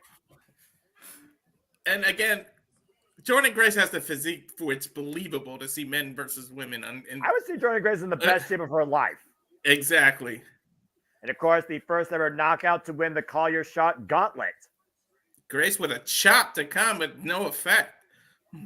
Well, again, it's one of those things where Thick Mama Pump might believe she's the strongest in the ring, but reality has a real hard wake-up call sometimes. Khan is very big. He's a big boy, and he's scary. Yeah, he might be. Jordynne Grace right now doesn't look just intimidated. The weight slot trying to go for a suplex here. What's he go, Noah? Noah, what's he go? 6'8", 6'9"? Yeah, 6'8" right now. Almost the same height as Dijak. And the fireman's carrying now Jordynne Grace. Uh-oh. Is she locking his arm now? I think she's trying to lock the arms right now to prevent the attempted death driver with a toss-off. She's got the death grip on this guy's shoulder and Nelson arms. Vice. That's a full Nelson Vice. Whoa, hell of a vice grip. And she elbows her way out of the position. Oh, God. Oh, no. Oh, no. And that just fired up Jordynne Grace. She just took that chop like a champ, Noah. That's the reason she's called the Juggernaut, my friends. And right now, just teeing off against Khan. Now looking for the Irish whip, and Khan doesn't budge. Again, the Janaga's champ is not going to bat down from this man. She's not going to bat down from anybody, but she just got taken down with that elbow. Yeah. But at some point, the brain has to defeat the heart. You may have the heart to try to do this, but at some point, you got to know when you're outmatched. You should probably be smarter about this. And right now, Steph Lander looking to follow up what happened at Rebellion this time, looking for a dose of revenge. Steph with her own chop. Did you hear that, Noah? Of course. Came out of Australia, of course. And Steph Lander also with a height advantage to Jordynne Grace, but I don't know if she has a power advantage because the power game was pretty even at Rebellion. Not too many people could say they have a power advantage over Jordynne Grace. Oh, nice power boot while she was on the corner. Uh-oh. We talked about power. Look at that move by Steph. Cover the leg. 2 count. I was gonna say you could hear those chops all the way in the cheap seats, but all the seats easy are for cheap. you to say. But all the seats are cheap because it's TNA pay-per-view. You see. I say comfortable, more affordable. Exactly. Mm-hmm. Yeah, it's cheap. It's not a bad thing. And again, Steph Lander right now. I don't know if she's mocking PCO, intimidating him, or again, just trying to get inside Frankenstein's mind. Jordynne Grace still fighting back. Monsters have no feelings. That won't affect PCO. And look, PCO's still human at the end of the day. This is a former WrestleMania competitor, all right? I'm just saying. That body drop. Ow. Ouch. Again, that's just where that lower center of gravity helped Jordynne Grace. But again, that took a lot of strength to take her up and over. Rover. Turn to PCO! Oh, no. Wait, does Steph go against PCO here now? I don't know. I was about to say, yeah. She skedaddled to that corner, didn't she? I guess that's a tag, technically. Tag to Khan now. Khan yeah. tags himself in after getting weight slapped by Steph Lander. Oh, here we go with these two behemoths. Again? Oh, boy. These two truly have fought forever, ever since their first encounter. That's all Khan has. Why doesn't Khan just become a zombie? They should become zombie brothers. Ever since Khan said the design is dead and calls himself the most dangerous force in TNA, but PCO has opposed this, Khan's been out to prove a point. And again, we saw these two go to war in Monsters Ball, and PCO won. They're just trading chops right now. Here's this what force meets the immovable object of a whole different variety. I see right your now, chop and I raise you. And Khan and PCO explodes out the corner with the clothesline combat to his feet, though. Takes PCO down, and PCO back up to his feet. Oh. Oof. Trying to neutralize one another. Front face lock. The reverse DDT push portions. Ooh, Drop the little elbow instead. final cut there. Mm-hmm. And PCO dragging Khan into the drop zone. Might be looking for that PCO salt. Is it too early though? PCO coming up the ropes here. Frankenstein looking to fly. PCO salt. Oh, he and hit it. Cover on Khan, and Steph breaks up the pin. I'm surprised he hit it. I thought he took too much time, and Khan was going to move there. And great timing by Steph to land there, preserving the match for the time being. Look at the chest of PCO, though. Oh! Delaney with the distraction, and Khan taking advantage, driving PCO to the outside as Jordynne Grace watches on from the apron. Ouch. Ouch. I think my chest hurts there, Noah. I feel it. Yeah, look, I'm just saying. Chris Jericho learned what it meant to be in a chop war against Katsuyori Shibata. These two, though, it's a whole different animal. Well, considering how big both men are. Oh, God. Elbow. Covered by Khan and kick out by PCO. Elbow right to the heart, but again, does that really affect a Frankenstein monster? Especially resuscitated life by electricity. Front face lock now by Khan. Now looking to transition. Driving PCO into the top turnbuckle. And what? Khan looking at Steph to land. From what I thought we were going to get a tag. Again, me too. TNA under siege. Taking the airways here. Bringing you there is a tag, Noah. Okay. I don't know. She's scared. I don't know how smart this is, Noah. But for someone that calls themselves... Why? Yeah, for someone that calls herself a deathmatch queen, I'm surprised she feels intimidated by this anomaly. Tag. In and out tag. Smart tag team strategy, though. Yeah, I can't argue that. You almost wonder, is PCO the more vulnerable target versus Jordynne Grace? She is, she's scared. And right now, the French-Canadian Frankenstein is a very dangerous territory. Thank you again, Robert, for that. Yep, we love TNA. We love covering here at Multiverse Media. We do it for all the shows and pay-per-views. Hope everybody's enjoying our coverage. We focus strictly on TNA tonight. TNA Under Siege. And at this point, you say that PCO is in a world of jeopardy right now. Does he, is PCO in a sense of emergency? Is he even aware at this point? That is fair. Irish whip to Khan in the corner. PCO falls in. Like elbow strapped by Khan, looking to create separation. Khan falls in. And Bob Mankala in the middle. Jeez. Looks like he needs to be resuscitated now. Somebody get the jumper cables, Noah. Quickly. Hurry. Put him on his nipples. The PCO, though, resuscitated himself back to life. And Khan even shot by that. Now PCO doesn't know what to do here. Tad to Grace. Tad to Steph. Now the knockouts are going to clash. Here we go. Jordynne Grace. Oh, what a knee, Noah. Incredible floater by Jordynne Grace, maintaining head control, front face. Like, oh, God. Juggernaut driver starts covered, no. Almost like when you play Tekken and you play with King and you do moves where you don't have to let go and you just continue. Jordynne Grace just held on there. It's just a form of momentum by the Knockouts World Champion. The referee. Oh, put in the referee away. Whoa. And ouch.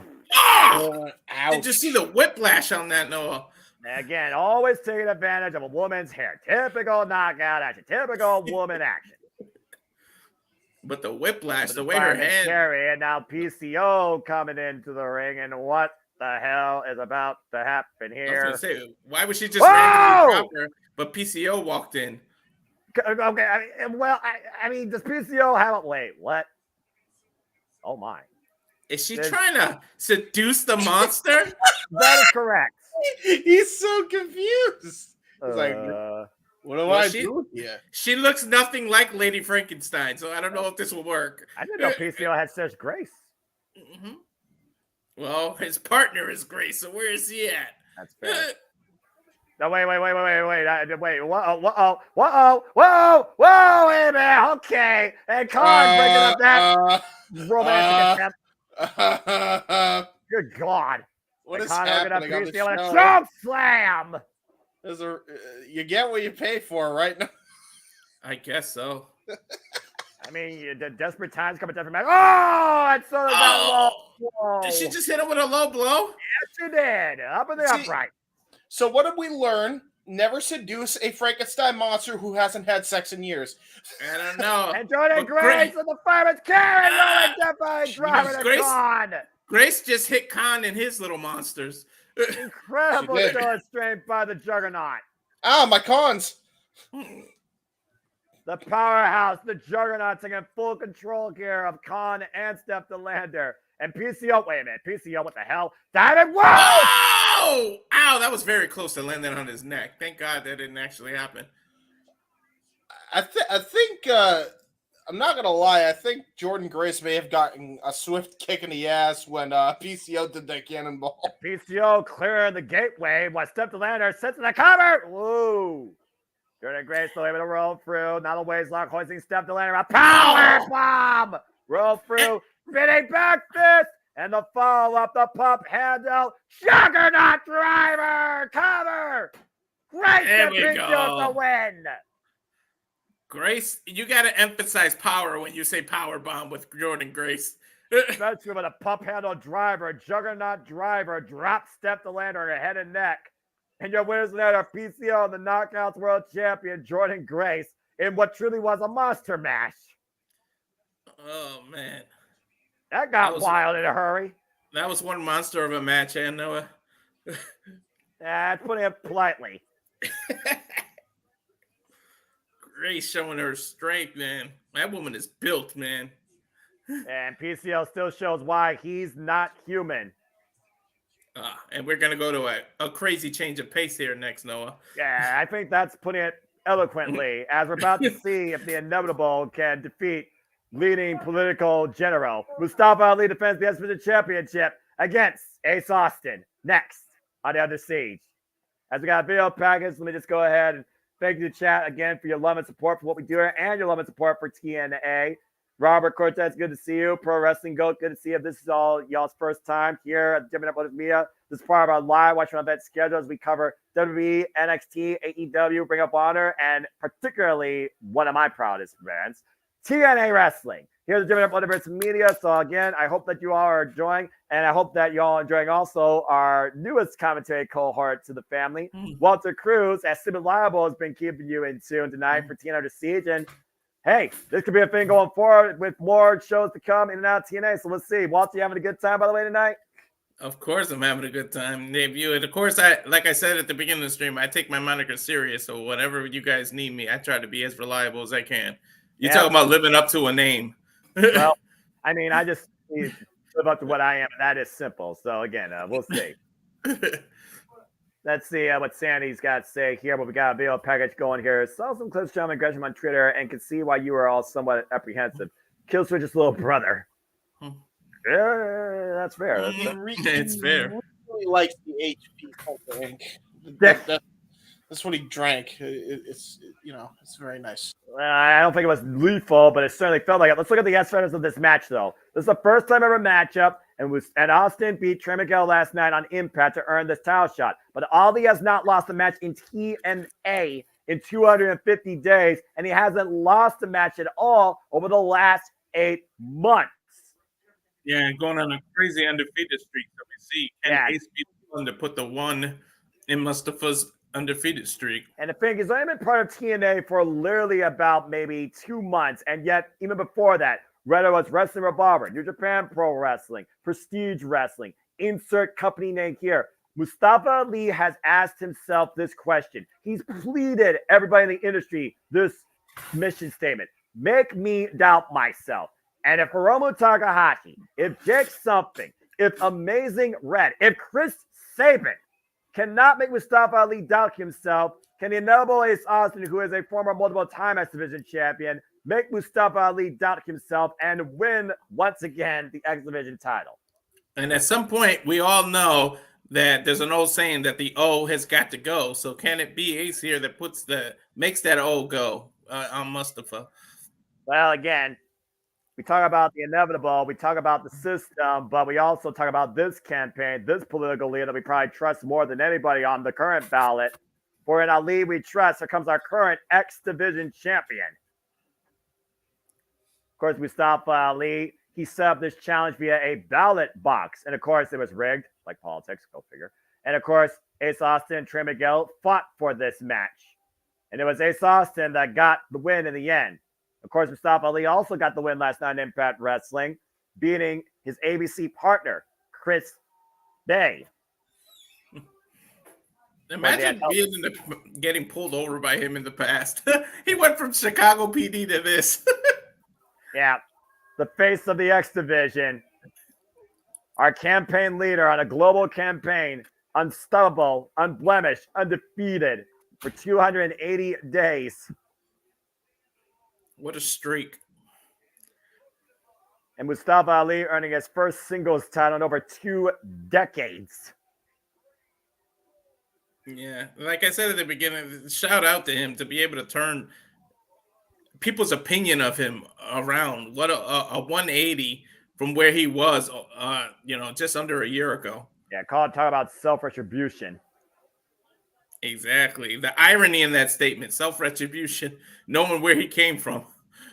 Yeah, but again, this politician is still crooked, though. Again, talk about the X Division needs to have limits, that certain individuals, they are not the faces that we need for this division. Of course, this is though a first-time everyone matchup. We also know how low he's willing to go to keep the title after his special security detail last night got involved against the match with Chris Bay. It took a flag shot to Bay's bat that allowed Mustafa Ali to win. Of course, champion's advantage here. That beautiful X Division championship can only change hands via pinfall or submission inside the ring.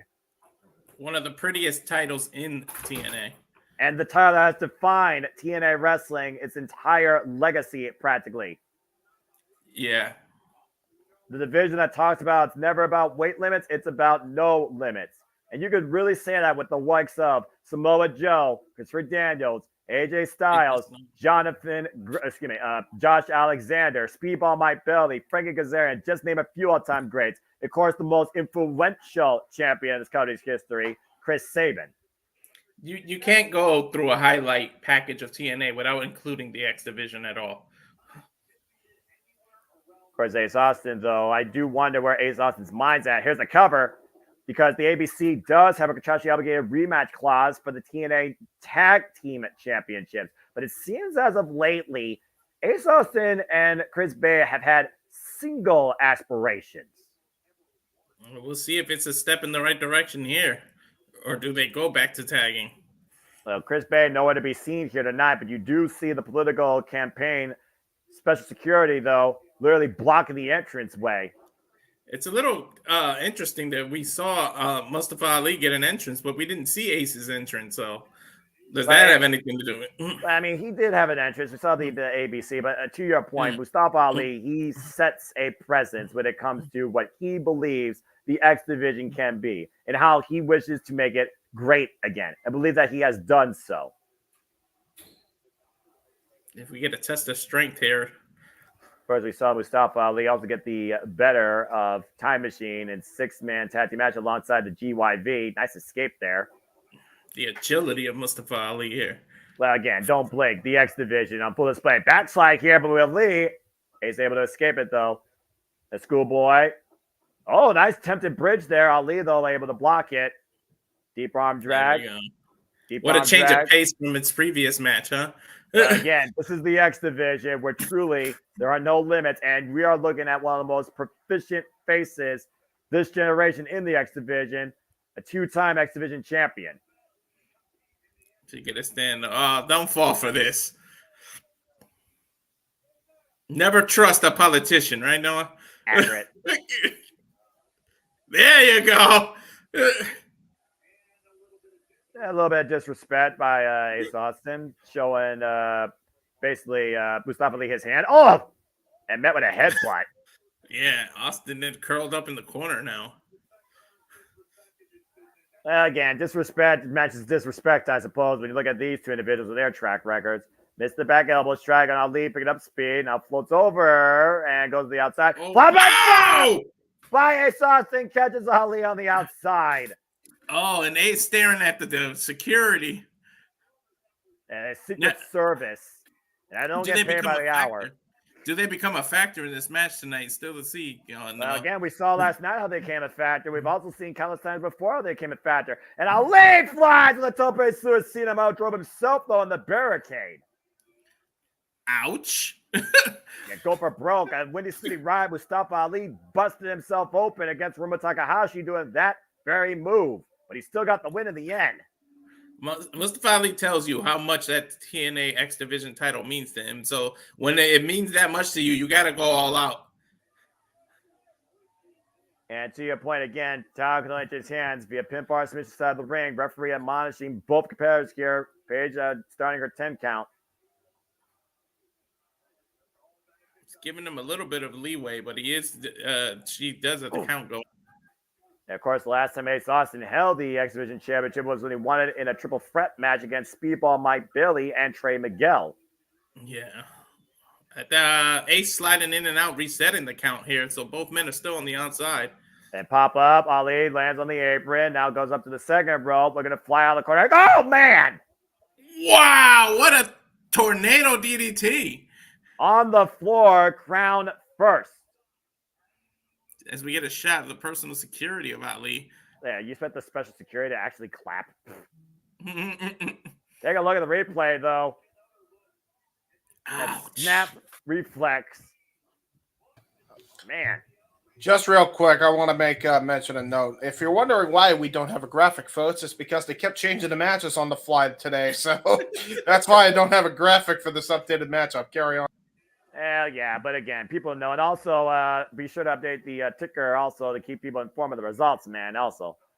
Yeah. Got chances is awesome. Again, the X Division always are the show stealers. They are the pace. Are we actually doing that? I thought we weren't doing that no more. I don't know anymore. I'm just figuring about what we've done in the past. I don't know. We're evolving like TNA's evolving. All right. Besides, I always talk about what the match results are before the main event, and theoretically, there's only one match left after this. Exactly. It's our semi-main, and right now Ace Austin in a world of trouble. He embraced them against the apron. And Mustafa Ali using the apron literally to his advantage across the throat of Ace Austin. Now Ali coming back in, bringing the count after trying to literally crush the throat of Ace Austin, prevent breathing. Now Ali taking full advantage right now of Ace Austin. Ace Austin also coming off a recent neck injury sustained by the GYV during that best-of-3 series over the Tag Team Championships. Now it's reversal by Ali, thrown in hard back first in the turnbuckles, able to float over, catches it with a kick. Jeez, it was right on the ear, and the round through net breaker is ending up to retain the title, hooked in her leg, and somehow Ace grabs the back of his head, kicks out at 1. You see right now, Walter, how Ali is working over the back of the head and the neck of Ace Austin. You see him favoring it right now, constantly grasping it. Yeah, he's found the target, and he's going after it over and over again. It looks like Ali might be going to the well once again. The rope. Oh, my God! Clothesline! Ouch! What a clothesline! The house of cards fall up, stacking Ali's head and dropping him face first in the mat, now trying to work over Ali's neck. Now, both of these men might have a bad neck. Yeah. You still see, though, back elbow strike. Ace Austin grasping the side of his head and neck with every sense of offense that he's throwing. Off the second, catches Ali with the DDT. We just talked. No. We just talked about his neck, and then he comes off the top rope with a tornado DDT. Well, with the top rope DDT. Yeah, I think the safe line to not use here is protect your neck. The line here is screw that. Yeah, exactly. Like I said, the X Division title means a lot to both people, so you got to put, and everything on the line. You got to toss caution to the wind, as they say. That knife edge chop caught Ace Austin off guard. The shot you don't see come, but you sure as hell feel it. Slipping out the back door, the roper, and man! Oh, what a leg drop! I thought I was going to go for a double stomp. Instead, leg drop right across the throat. Great impromptu offense on the fly by Ace Austin. Now catching Ali as he's rebounding off the ropes up in the fireman's carry. What a forearm shot. Yeah, and again, that elbow strike, though, took Ace down to one knee again. Damage done to the neck, really catching up to the challenger. Irish again to Ali in the turnbuckles. Ace slow to follow up. Very clinical-based match here by the champion. Uh-oh. Ow! I think he just found something else to target, as he just threw his shoulder into that ring post. And again, further damage done also to that neck. You hear him screaming out in pain. Yeah, you can hear him loud as loud. That was nasty. Watch this. We're seeing a replay. Yeah, shoulder first into the ring post. You know, your shoulder, your neck, all that is connected. Yeah, if you're not careful, that could really cause a stinger effect too. It's almost like your body shuts down on you. Exactly. Of course, you know Mustafa Ali loves to utilize that 450 splash on either the arm or the body. Exactly, but adrenaline can only push you too far. Eventually, you'll feel this. Oh boy, and he's definitely gonna feel this as Ali uses the range to his advantage, bracing Ace Austin in a crossface. A crossface in the corner. He's got to the 5, but then again, championship advantage. Does he even care if he gets disqualified? I think he does care whether or not he wins this via pinfall or submission. It's just a matter of how much damage he wants to do, and you still see Ace wincing on pain as he was hyperextending the arm and the neck and shoulder around the ring post while trapping the left arm in the process. Yeah. The calculated nature of Mustafa Ali is one of his greatest strengths. Looks like he's going for a Kimura lock now. Ooh. Somehow Ace able to hoist him up and force the break, dropping Ali on the small of his back, and once again hoisting him up. Literally, Ace Austin's almost finding here with one arm. Yeah, he's literally doing scoop slams with one arm. Front face lock, hoist him up. Ooh. Nice PK to the arm. Austin right now, basically arm for an arm, shoulder for a shoulder, neck for neck. Right now, both these men targeting each other at the same targets. Now, hammerlocking the arm across the second rope, and And Ali driven shoulder first into the corner. The turnabout's fair play, I know. And again, he did it all before the 5 count, to your point. There's a lot of damage you can do within 4.5 seconds. Yeah. Austin up to the top rope. And big leg drop on the freaking damaged left arm. Now goes in the cover. Lateral press. No. On the same arm that 20 seconds ago was on the ring post. Ouch. And the strategy right now of Ali is to pick apart his opponent, but the strategy here of Ace Austin is to do the same thing in kind to those same body parts. Both men attack the same thing. The left arm, the left shoulder, and the head and neck. Yeah, basically he's trying to say anything you could do, I could do better. Irish whip denied with the damage done to the left arm. And Ali right now picking up speed. Ace Austin with the sidewind. Ali slips outside though. Lands on his feet. Ace Austin looking to take advantage. Trying to hoist Ali. Off! Gets the leg stand up from underneath him though. Hard landing off the bottom rope. And now Ali dragging Ace. Turning him around. And uh-oh. What is this? Oh, no. Oh God! He turned it into a German suplex from outside the apron and drove Ace onto the hard mat on the floor. And again, further damage done to that neck. Watch the landing. Boom, right on the and on the same shoulder as well. Ouch. Golly. What's Ali going for here, Noah? He might be looking for that 450 splash, like I said earlier, whether he's attacking the arm or the core is another thing, but you also see Ali trying to get feeling back in that left arm and shoulder. And 450, the roll through. Ace Austin able to roll inside, prevent the collision, and throw overhead into the turnbuckle. Wow! How did he have the strength to do that with his under shoulder? To toss him over there. Both these guys know what it means to be the X Division champion. They know what it means to represent a division that has no limits. There's no limits towards how far the damage they're willing to endure. It looks like Ace is trying to pop that shoulder back in place right now.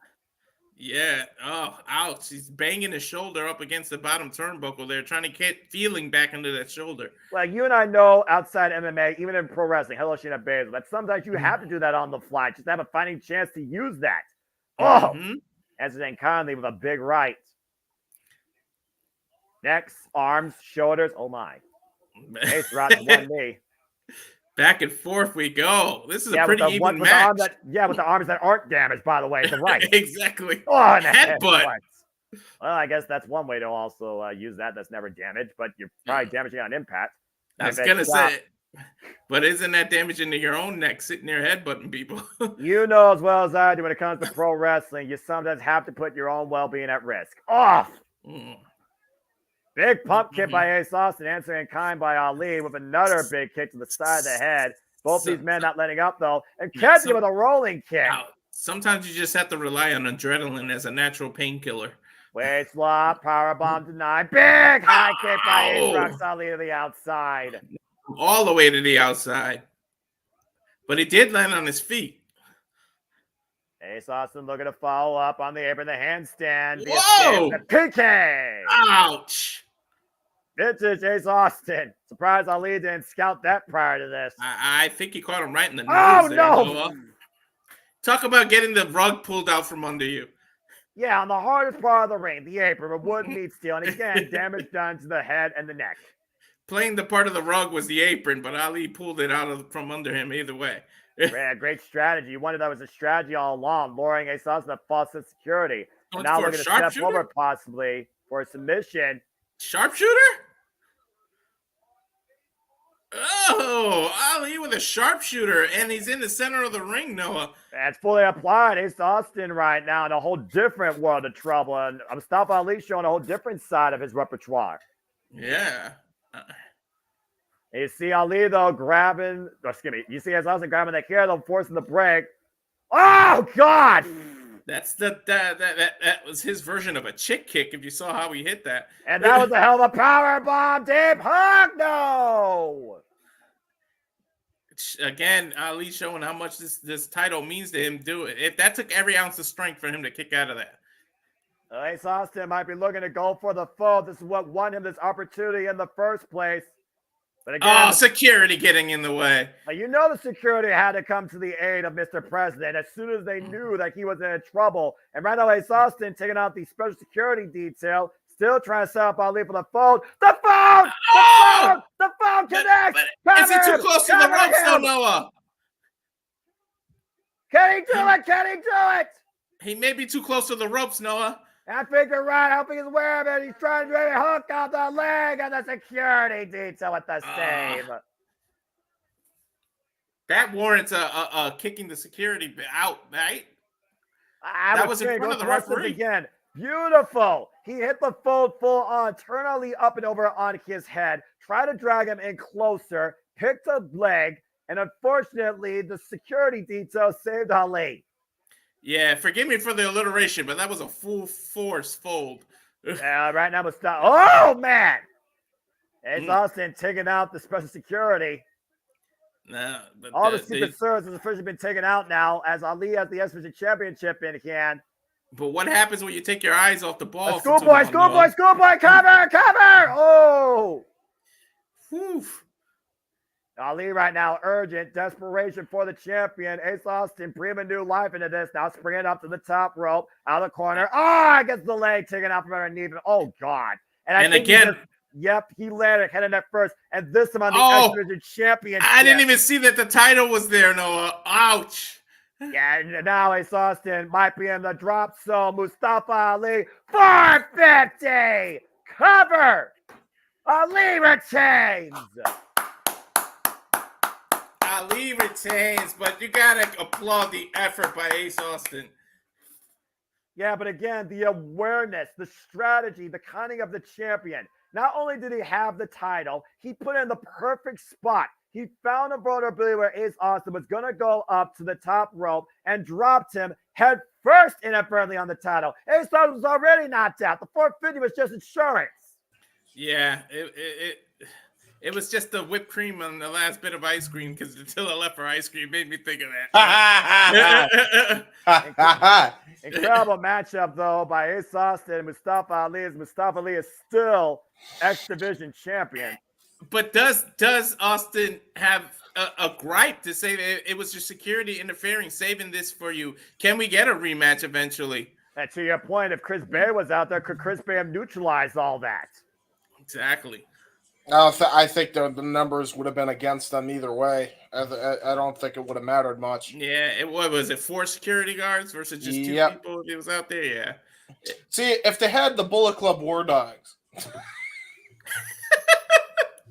Well, anyway, as we continue looking forward again, I hope everyone's enjoyed the conversation and reactions, coverage, and the subtle madness of some of the matches that have warped this man's mind especially.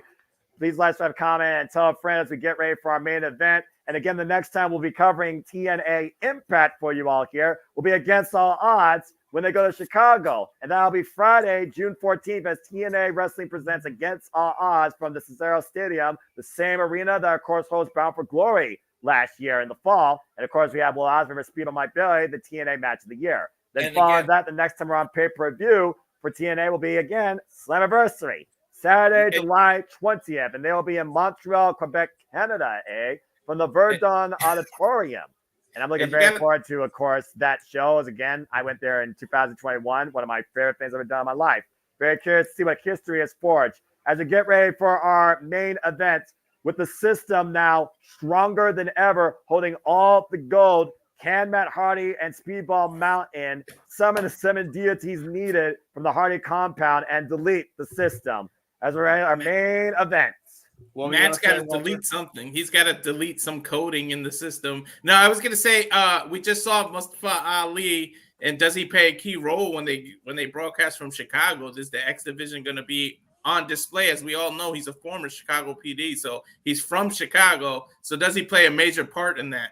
I would say so. Again, he's the face of the X Division. James, you have any further thoughts regarding anything? No, not much. Just run down the card quick since I forgot we were even doing the ticker thing. Yeah, I'll be glad to. For those that wonder, as we're getting ready for our main event here, of course, we start off in the countdown with the FBI getting the win in tag team action. Rhino beat somebody, the BSK. Thank you, Paul. Yes. We had a championship match impromptu as the Laredo Kid defended the gold successfully against KC Navarro. We kicked things off as Eric Young and Josh Alexander beat Frank Kazarian and Steve Macklin. We, of course, saw Jake Something take on Something in Rich Swann, and Rich Swann got the win thanks to interference by AJ Francis despite People's Choice Cody Dean trying to neutralize the disqualification call. It is what it is in that situation, folks. We also have, I still can't believe it, new TNA Knockouts World Tag Team Champions as the system holds all the gold. Alisha Harris finally wins her first championship accolade, and Masha is once again now a 3-time TNA Knockouts World Tag Team Champion. We also saw here tonight the Battle of Beauties and Beasts, quite literally, as PCO and Jordynne Grace was able to beat Khan and Steph Lander. And in the match that warped everybody's mind, Ash by Elegance did beat Jessica Havoc.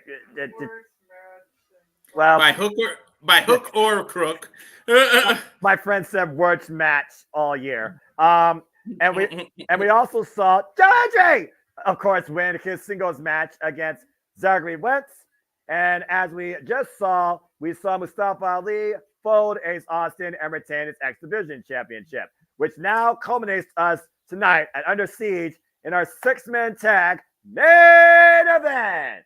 Before we get to the main event, no, do we finally get the Knockouts titles to stay with someone for a while? Now that the system has it, do they hold it for a while? Well, if there's anything right now with this system, I would say this system has a better defense more than ever that I think is a very real possibility. As you see now, Alisha Edwards sporting her new TNA Knockouts Tag Team Championship, the system draped in gold. Yeah, it kind of reminds you of the point where in WWE when Evolution just held every title.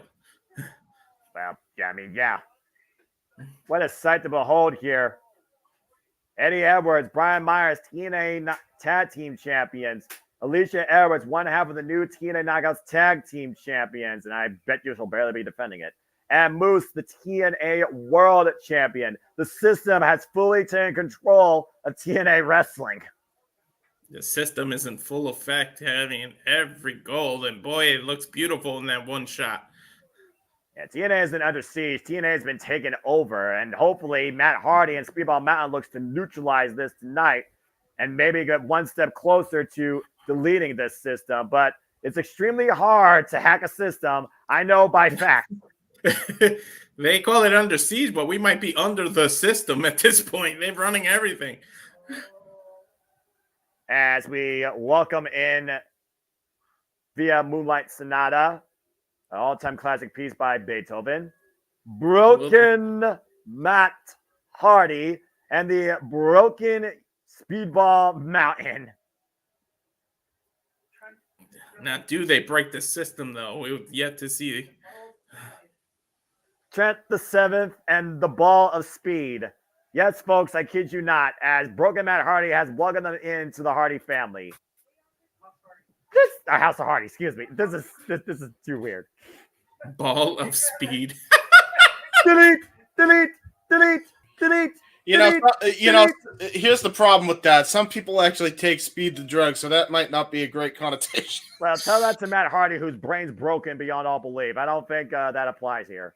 Well, we know the history of Matt Hardy's of past transgressions. Let's not bring that. Fair point. And the 7th can become even more broken. I mean, he's blonde, but it's almost white. If he just dyes his hair white, he can fully take on this broken gimmick. I want to see that. The Trent of the 7th variety. He's about a shade off of white hair. Look at the blonde he has. Well, I mean, hey, if they win, I suppose that anything's possible. But again, to just bring people up to speed, Broken Matt Hardy returned at the end of Rebellion and dropped the TNA World Champion Moose with a twist of fate after Moose successfully defended against Nick Nemeth. But of course, the system were not done with the Wanted Man. They neutralized him, grabbing a chair, putting it around his throat, and then swinging a chair like a baseball bat into it and probably crushing his larynx, which of course brought us to this match tonight, as Broken Matt Hardy has come back for the TNA World Championship and has decided to step up in Nick Nemeth's place since he has fallen, for he has sent the system to deletion. Was that pun intended, Noah, or do you realize what you did? This will be a lot more. That was probably a double-edged sword there, but I will say, but this is definitely a better trio than Matt Hardy with Private Party. I'll tell you that. Well, considering Speedball Mountain, again, just challenged the system for the TNA Tag Team Championships at Rebellion, incredible match, and came up short. But of course, Trent 7 is a tag team specialist. Speedball Mike Billy, former X Division champion. Matt Hardy, tag team specialist, and former TNA World Champion. There's definitely a level of experience here on all fronts. But again, how do you take down a unified system stronger than ever? You have to. Do the broken people ones have a coding background, because that's kind of what you need to little by little start hacking into a system. Well, considering the power of Trey. So it looks like Matt Hardy's ready to take a bite out of Brian Myers first, to your point. Let me just say this, because it's my catchphrase. I got to do it for every main event. Here we go! That's fair enough, and thank you for that, James. Appreciate you always. And it looks like Matt Hardy wants Moose first. Yeah, this isn't Matt's first go around. He's familiar with the TNA title, so for people that don't know his history. How confident does Moose feel, though? I'm just saying. Moose is one of the originals, but man, he's been on fire as of lately. A resurgence in his career, but now does Matt get a new resurgence now that he has been with TNA? As Moose says, that's not how the system works. Tad made Eddie Edwards. The mind games on full display here by both sides. The problem is that Matt knows a thing or two about mind games, Noah. Yeah, I don't know if the system would actually work in the broken universe, let alone be able to function properly outside of it afterwards. Too bad Brother Nero is not a free agent. Showing up at the end of this. Yeah, well, the return of Brother Nero will tell me that the entire world has warped. And Matt Hardy taking a bite on Eddie Edwards. Good grief. That's one way to counter that, huh, Noah? You know what? Cannibalism, right? That still exists. I wouldn't put that past broken Matt Hardy either. Yeah, Eddie Edwards with the side headlock here. The shoulder block by Matt Hardy to Eddie Edwards, neutralizing one half of the TNA Tag Team Champions. He's got him straddled on the ropes there. And catapult! Broke first in the second. Ouch. Tag. It tagged to Trent 7. That's one way to crush a man's larynx. It tagged to Speedball. Quick tags here right now. A little bit of trios offense with the double back elbow strikes. Speedball with the PK. Full fist in the face. And what's this? And Trent with this. Wow! Good cohesion here. And Speedball gets a 1 count. What a cohesive unit here. This match just screams weird. That's all I gotta say. Front press by Eddie Edwards to Speedball. That'll neutralize you. I'm here for it, though. Bring on the weird. Bring on the weird. Dare to be different. unless you're asked by elegance. Dare to be stupid. Anyway. I mean, with the history of broken Matt Hardy, do we think anything's weird when it comes to this man? I guess it's part of that. So, I guess that's fair, Sandy, but don't give Alisha Edwards ideas. Jumping elbow strike, though, by Eddie Edwards. Miscue, though, as he stabbed against Brian Myers and Trent 7 and Matt Hardy and Speedball. Oh, Matt Hardy. What is this? Poetry in motion. Shout out to the Hardy boys there. And right now, Speedball Mountain and Matt Hardy in firm control of the system. But again, I got to talk about, Alisha Edwards is a commodity. She is the asset. She is the X factor. She knows what to get involved to make sure that the system has control or regains it. Right now, they're hitting control. They're controlling the match, so they're hitting control and alt. Do we get the delete at the end? Speedball hits this. You might be one step closer towards that key being hit. Speedball perched up in the top corner. Midway. Brian Myers able to scout, though. Love the kick, though. Speedball with a nice trip up. Uh-oh. And I'm just so happy God! I'm just happy that Speedball gets to be in the main event. Who, for me personally, he was the MVP of TNA last year. And he still very could be that, but right now he might be the fall guy. And a 2 count after that ridiculous slam. What do you think you got him, Noah? About 8 feet in the air there? Give or take on this former NFL linebacker. Oh, my gosh. Crazy cool. Good to see you. And again, everybody, hope that everyone's enjoying the conversation. Thanks for tuning in to our channel, as we are continuing our coverage here, the main event of Under Siege. Doing very well, my friend. I hope everyone else is doing well. And again, here's Remember with Mia. We just want to encourage you just to live and enjoy wrestling. All the wrestling. All professional wrestling. All the companies. Did 17 get weird? Moose tags himself out here. I knew it was going to happen eventually. I just knew some cameo was going to happen eventually here. The cover right here was a 2 count.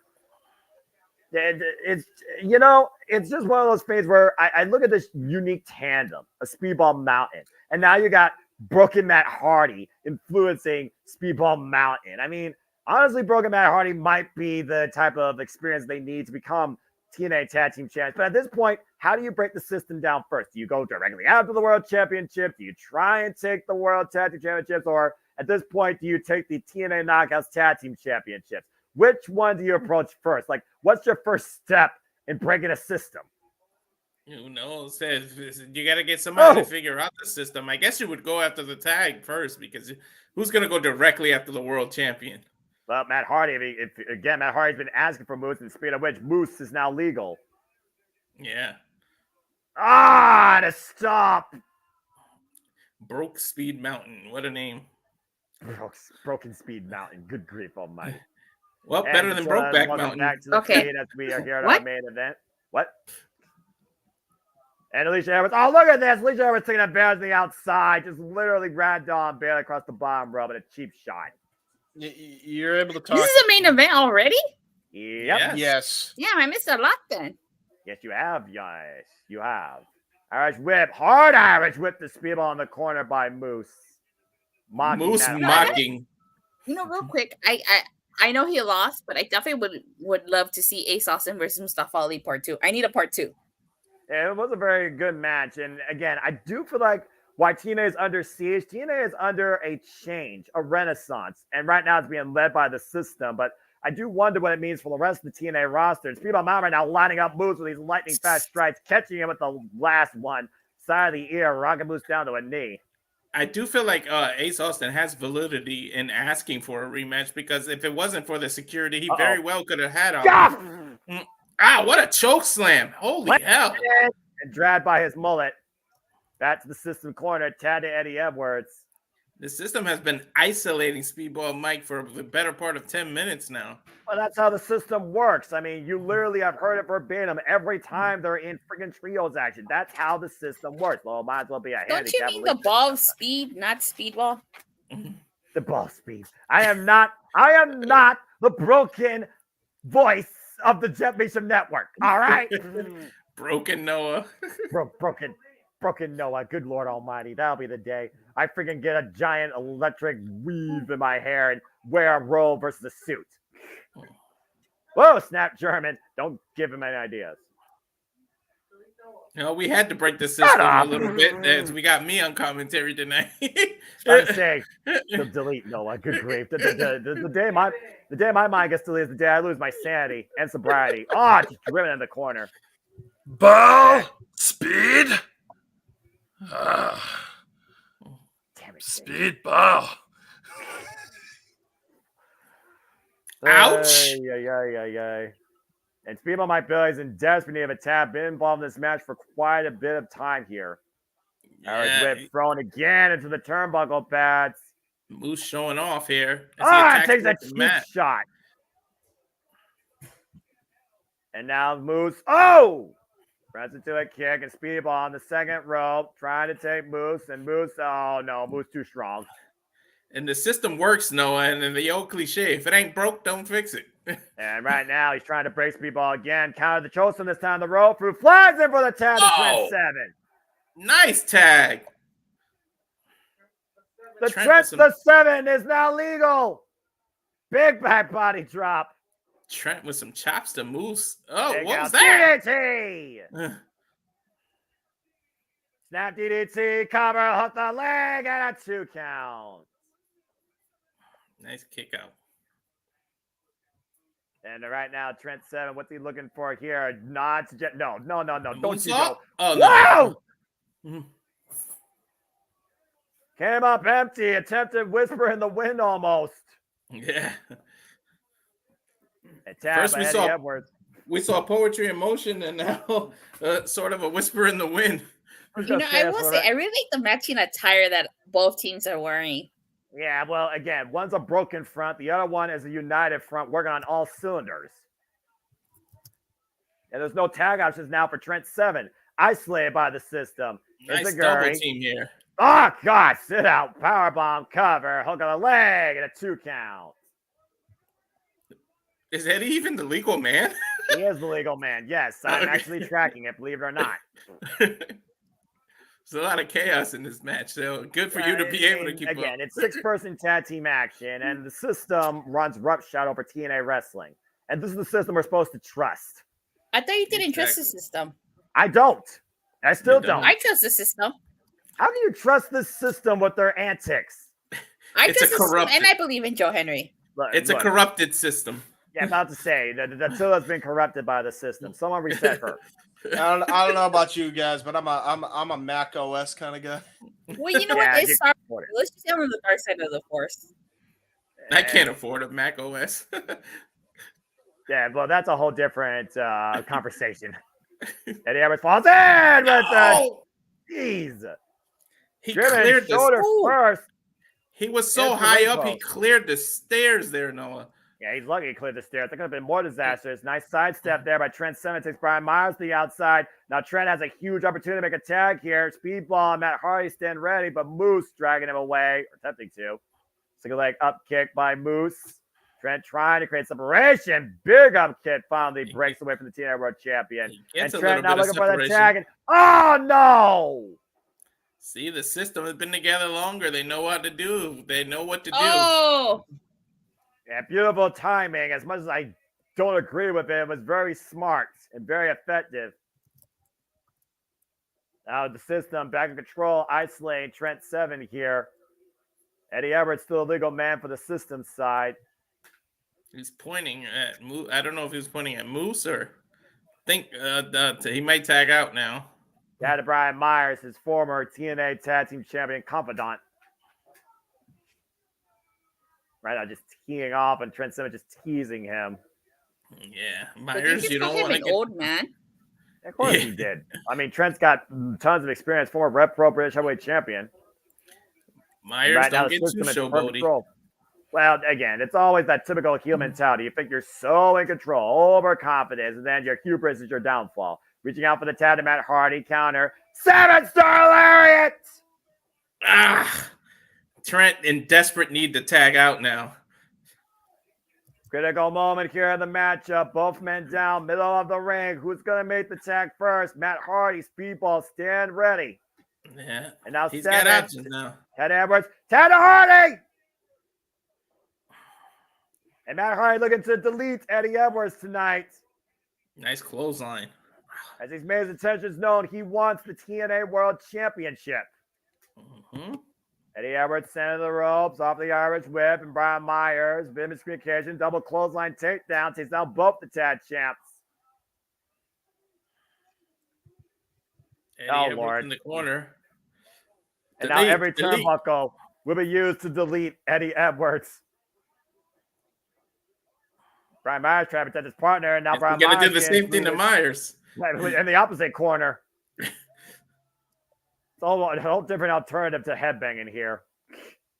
Yeah, I looks like it hurts. And Matt Hardy with the side effect. Eddie Edwards float over, hook on the leg, and a 2 count. He barely Wait, do you kicked out see there. Ethan Page coming back? And it's very possible. I mean, former tag team specialist alongside Josh Alexander, the North's still longest reigning TNA tag team champions, I believe, in this company's history. And arguably, they might be the ones that could neutralize the system if that's Josh Alexander's intentions. But I do know the intentions right now for Matt Hardy is to get a piece of Moose. Ooh, Moose making his way in the ring. Matt Hardy standing by, waiting for him. And he's asking him to come towards center. Against all of Summerverse main event, Matt versus Moose, do you think?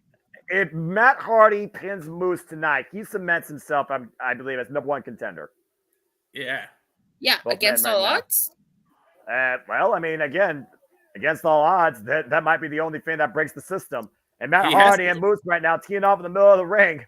He has to go against all odds to get the win tonight.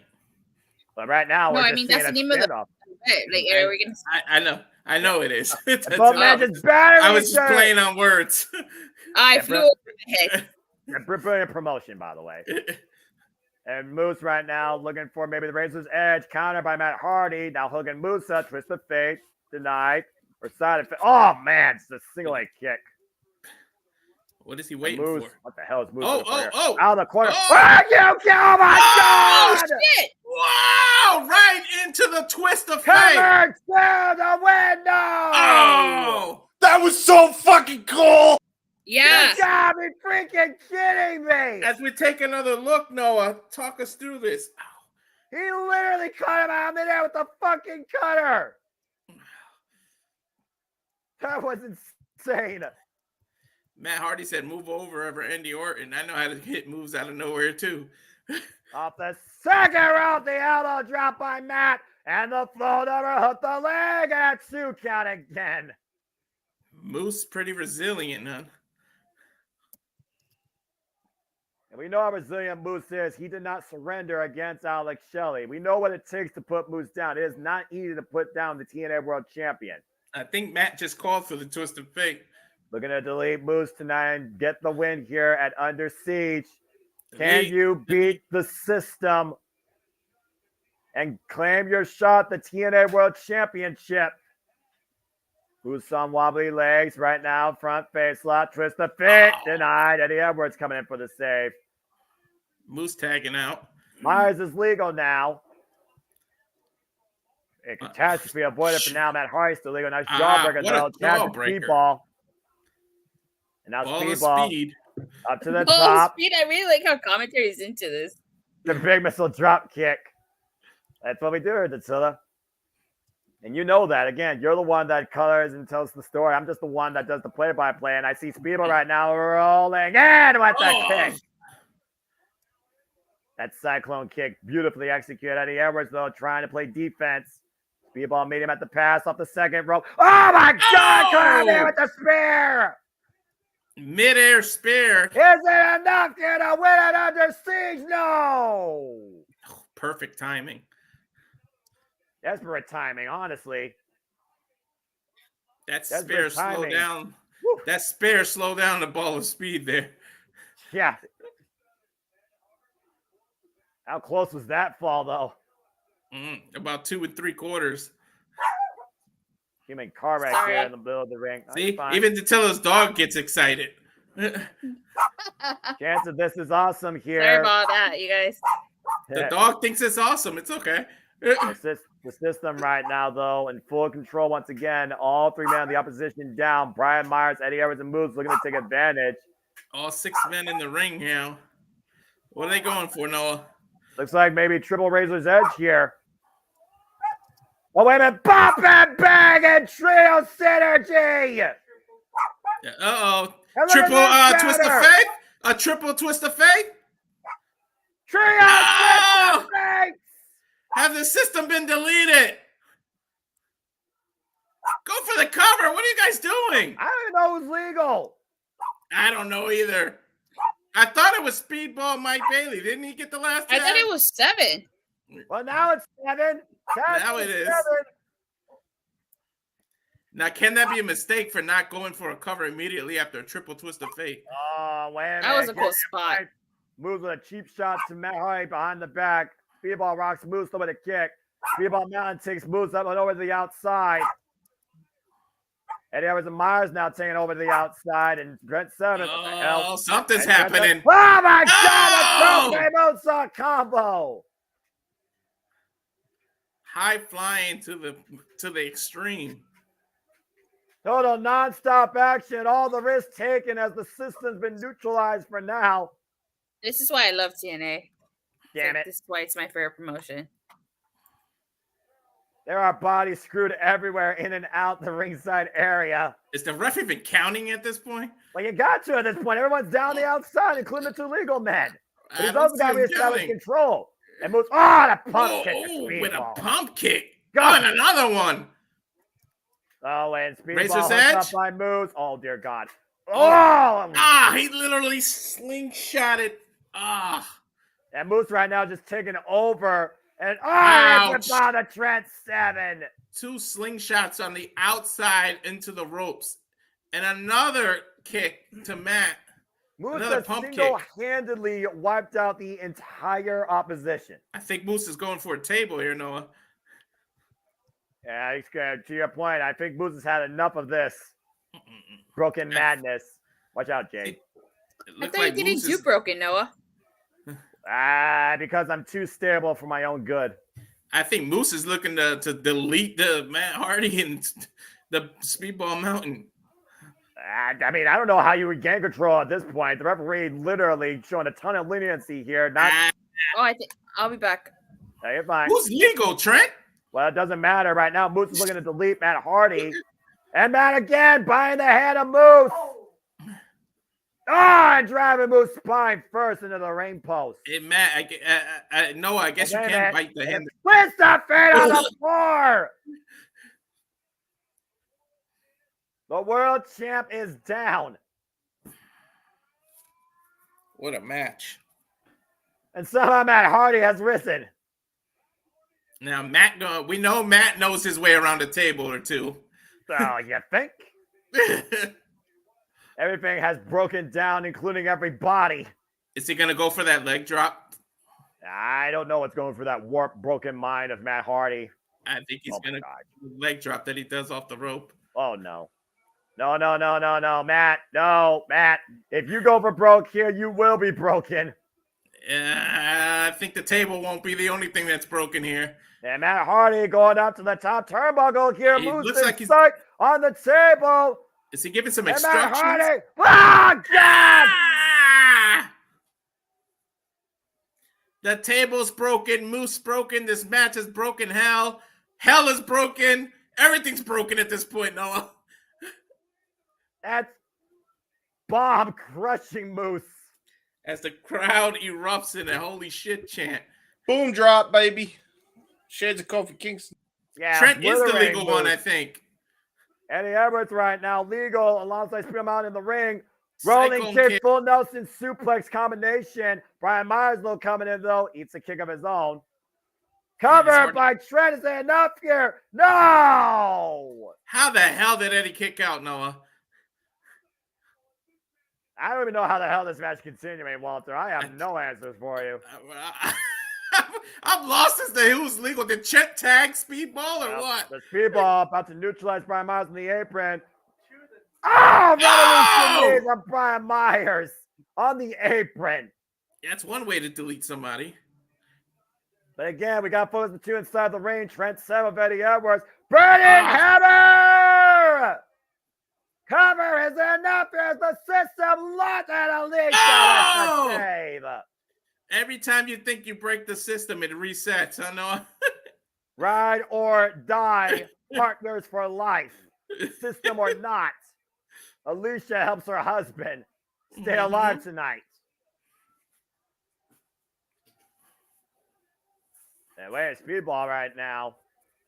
Wait, Speedball, you're too much of a gentleman. You wouldn't put your hands on a woman. Come on. Speedball had his eyes on Alisha here. What's going on? Speedball saying, Alisha, get out of here. Oh, and then Brian Myers catches him with a roster cut clothesline. He turned Speedball inside out. And now it's 7 isolated with Eddie Edwards in the ring. Eddie Edwards smacked him in the face, but that might have woke Trent up. Looking for a trying to go for a pump handle slam. To Peter Strong style partner Pete Dunne. Oh, and a mule kick. The ref did sing it. Oh, a Luba kick. Uh-oh, and they might be looking for the backpack stunner, the elbow drop. System overload cover. The system works again. The system still works, Noah. And just like that, the system remains in control. Look at this combination. System overload, backpack stunner, top rope elbow drop. System overload puts down Speedball Mountains, Trent 7 for the win. It was a hell of an effort by Speedball Mountain and Matt Hardy, though. You got to give him an A for effort here. Yeah. Carnage, destruction, chaos, broken reality, broken bodies, but one thing remains consistent here in TNA. The system still works. And give an assist to Alisha for standing up for her husband. That's what turned the tide in this match. And case in point, the X factor, the extra added asset, the key to the system remaining in control. Alisha Edwards came when she was needed. Moose doesn't even know where he's at. I mean, Moose kind of got destroyed by a leg drop, Hardy style, through the damn table. Well, regardless whether you trust the system or not, TNA belongs to the system. We're just living in it. For Mr. Reliable and for James Keeburn and for Datila, I'm Mr. Noah Foster. Thank you for tuning in to our coverage of TNA Under Siege. Whether you trust us or not, we'll see you next time at Against All Odds. And there we go, ladies and gentlemen. That was a wild-ass ending main event to a crazy freaking show. Woofa! Yeah, real quick, ladies and gentlemen, if you enjoyed this broadcast, before you all leave, we want to show you the trailer on what is coming up for what's coming up in the Weesa Gonna Die tour when it comes to the Jeff Meacham Network watch-along events.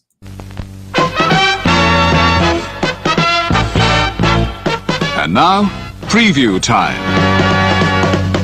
So let's take a look at what's coming your way.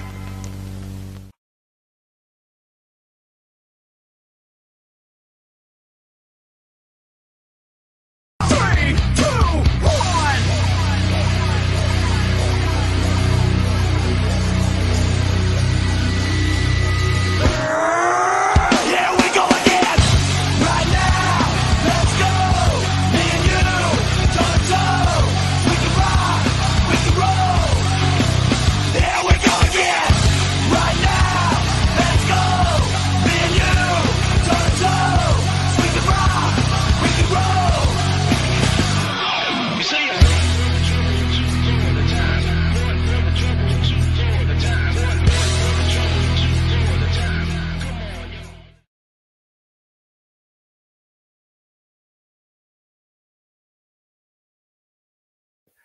All the wrestling, all the wrestling, all the wrestling, all the wrestling, all the wrestling, all the wrestling, all the wrestling, all the wrestling! Oh, the professional wrestling! Damn it!